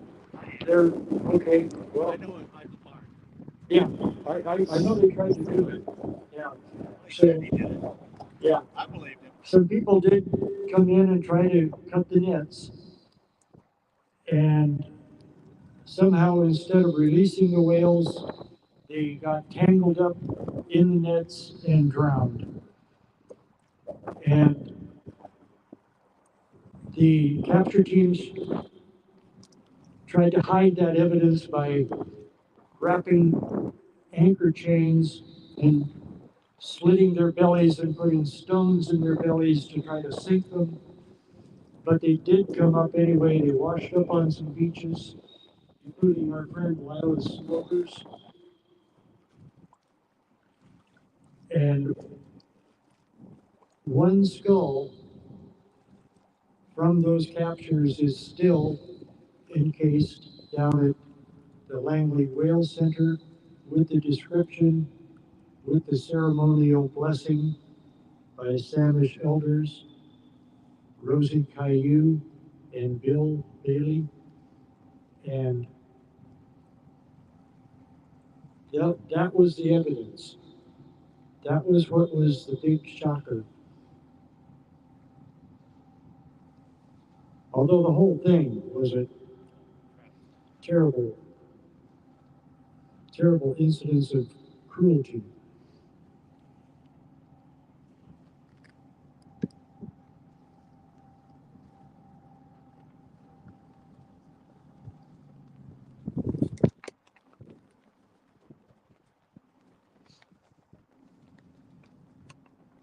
Does anyone else on board have any observations or feelings or memories that they would like to impart? I don't see any hands up. Okay.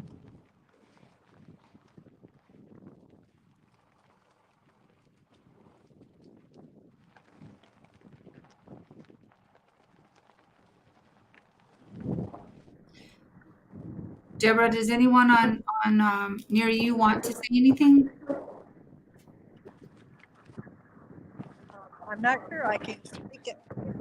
Elliot says he will, but I don't have. Yeah, guys, we're here circling the site of the capture,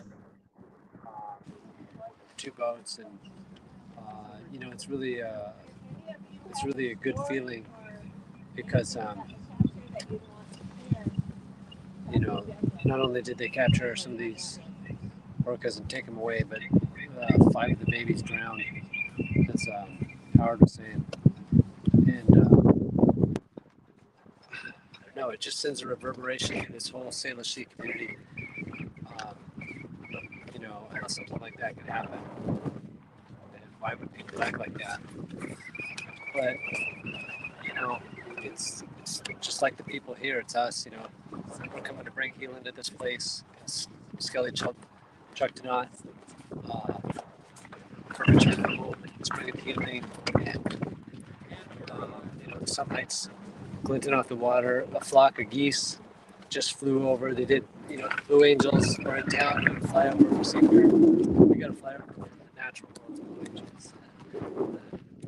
Canada geese. They give a salute to Sk'aliCh'elh-tenaut, and you know, I can feel it, and everybody here can feel it. It's just a blessed day.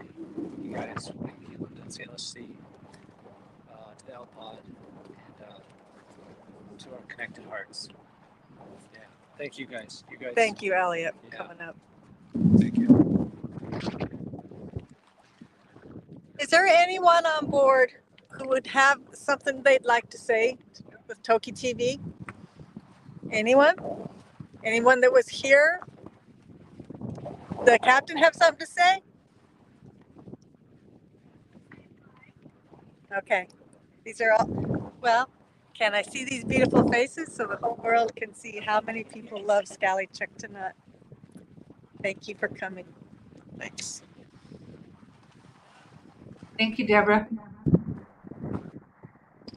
Yeah. Wow. Howard, we're back to you. Okay. Well, we'll be out here about another 5 minutes.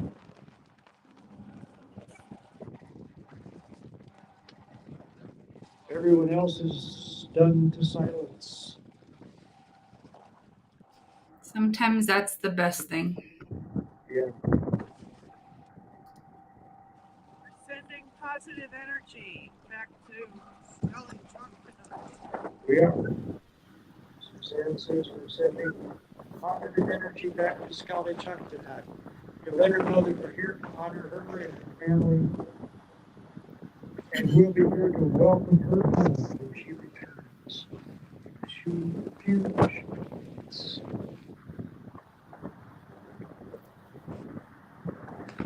You know, I have a different feel about, of course I'm not there, but I feel, you know, I don't feel that deep sadness this year for this event because so often we are just drowned in the hopelessness of Toki's situation. You know, it's not only the sadness of the captures and all of those lost, but for so many years we tried so hard getting Toki home, and it's been so difficult and a lot of ups and downs, but it's really, and it's felt a lot more hopeful since the Lummi Nation and the Lummi elders have joined in on the fight and brought a whole new dimension to it. But it's really, this year, I just, this part of me is saying maybe when Toki comes home, maybe we won't need to do this event anymore.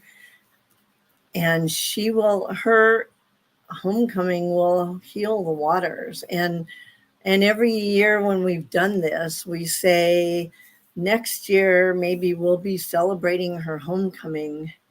And this year, I feel like we can say next year, we will be celebrating her homecoming. And, maybe it will be time for us to stop commemorating this really sad anniversary and realizing it's the end of that. And, we have done what we can. We can still remember those that are lost and that horrid part of our history, but we have commemorated it and we have remembered and we've done something about it. And Toki's coming home will heal her, and it will heal her family and the Salish Sea. And it has already healed so many of us. It's like everybody Toki meets or touches with her spirit, she heals and she changes, and she brings into her journey of coming home. And it's just been an amazing thing to be a part of and to watch the growing family she's created of people helping her. And it's like she's helped us while she's, it's like she's helped us so we can help her. I don't even know how to explain it, but she heals us so we can help her and help her get back home so she can heal all of this that we have created, this bad this bad energy that we humans have created for her and her family. And, with her help, we can heal it. And with her helping us, we can help heal it. And I think we're so close. So let's start planning her homecoming.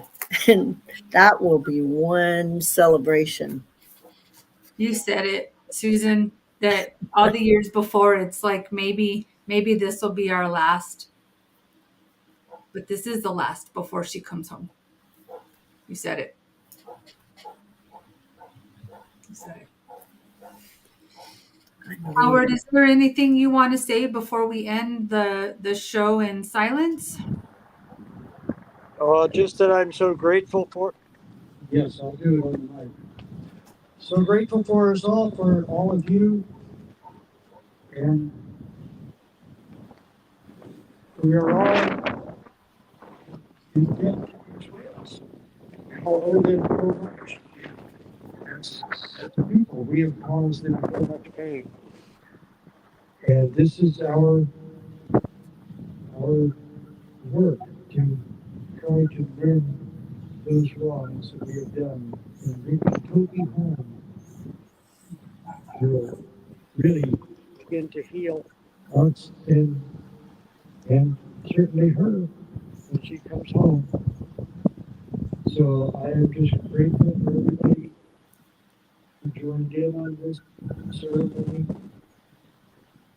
and looking forward to next year when we can celebrate the Toki is home. Yes. Let's start the planning.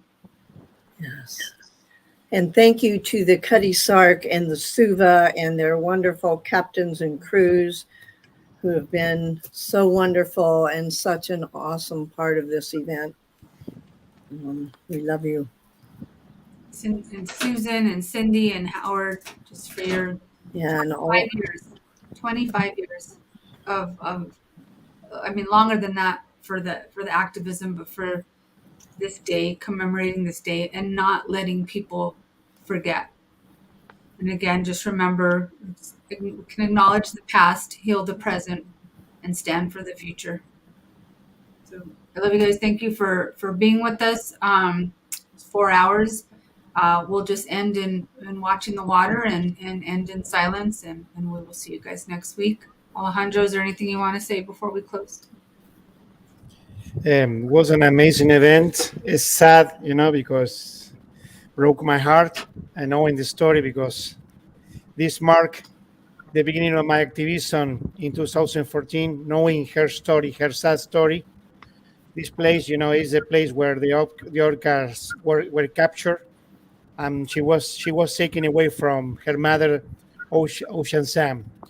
But thanks to the ancestor that for clearing her path home, this year is her year. Her time has came. We will see her swimming in her home waters. Thank you so much, Howard. Thank you so much, Deborah, Elliot. Thank you, everybody, for this amazing event, for the coverage. It's about over 4 hours now, you know. But thank you so much. Thank you. We appreciate. Thank you so much, Susan. Thank you so much, Annette, Christine, Chris, Christina, the other one. I don't remember. Thank you, everyone. Thank you so much. Thank you. Well, I believe we're going to head on back to the wharf now.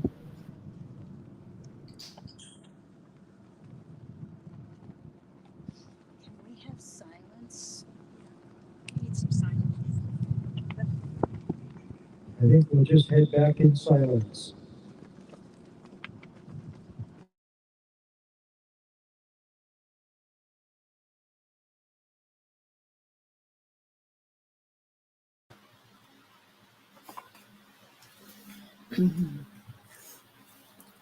I could play one more little bit of flute if you want. I don't know if. I think that would be beautiful, Susan. See if I have some breath left. Let's see.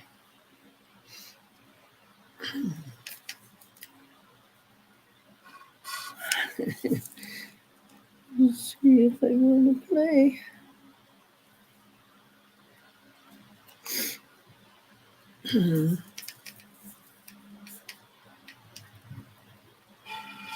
My flute doesn't want to play. It may be done. That's okay. I'll try one more time.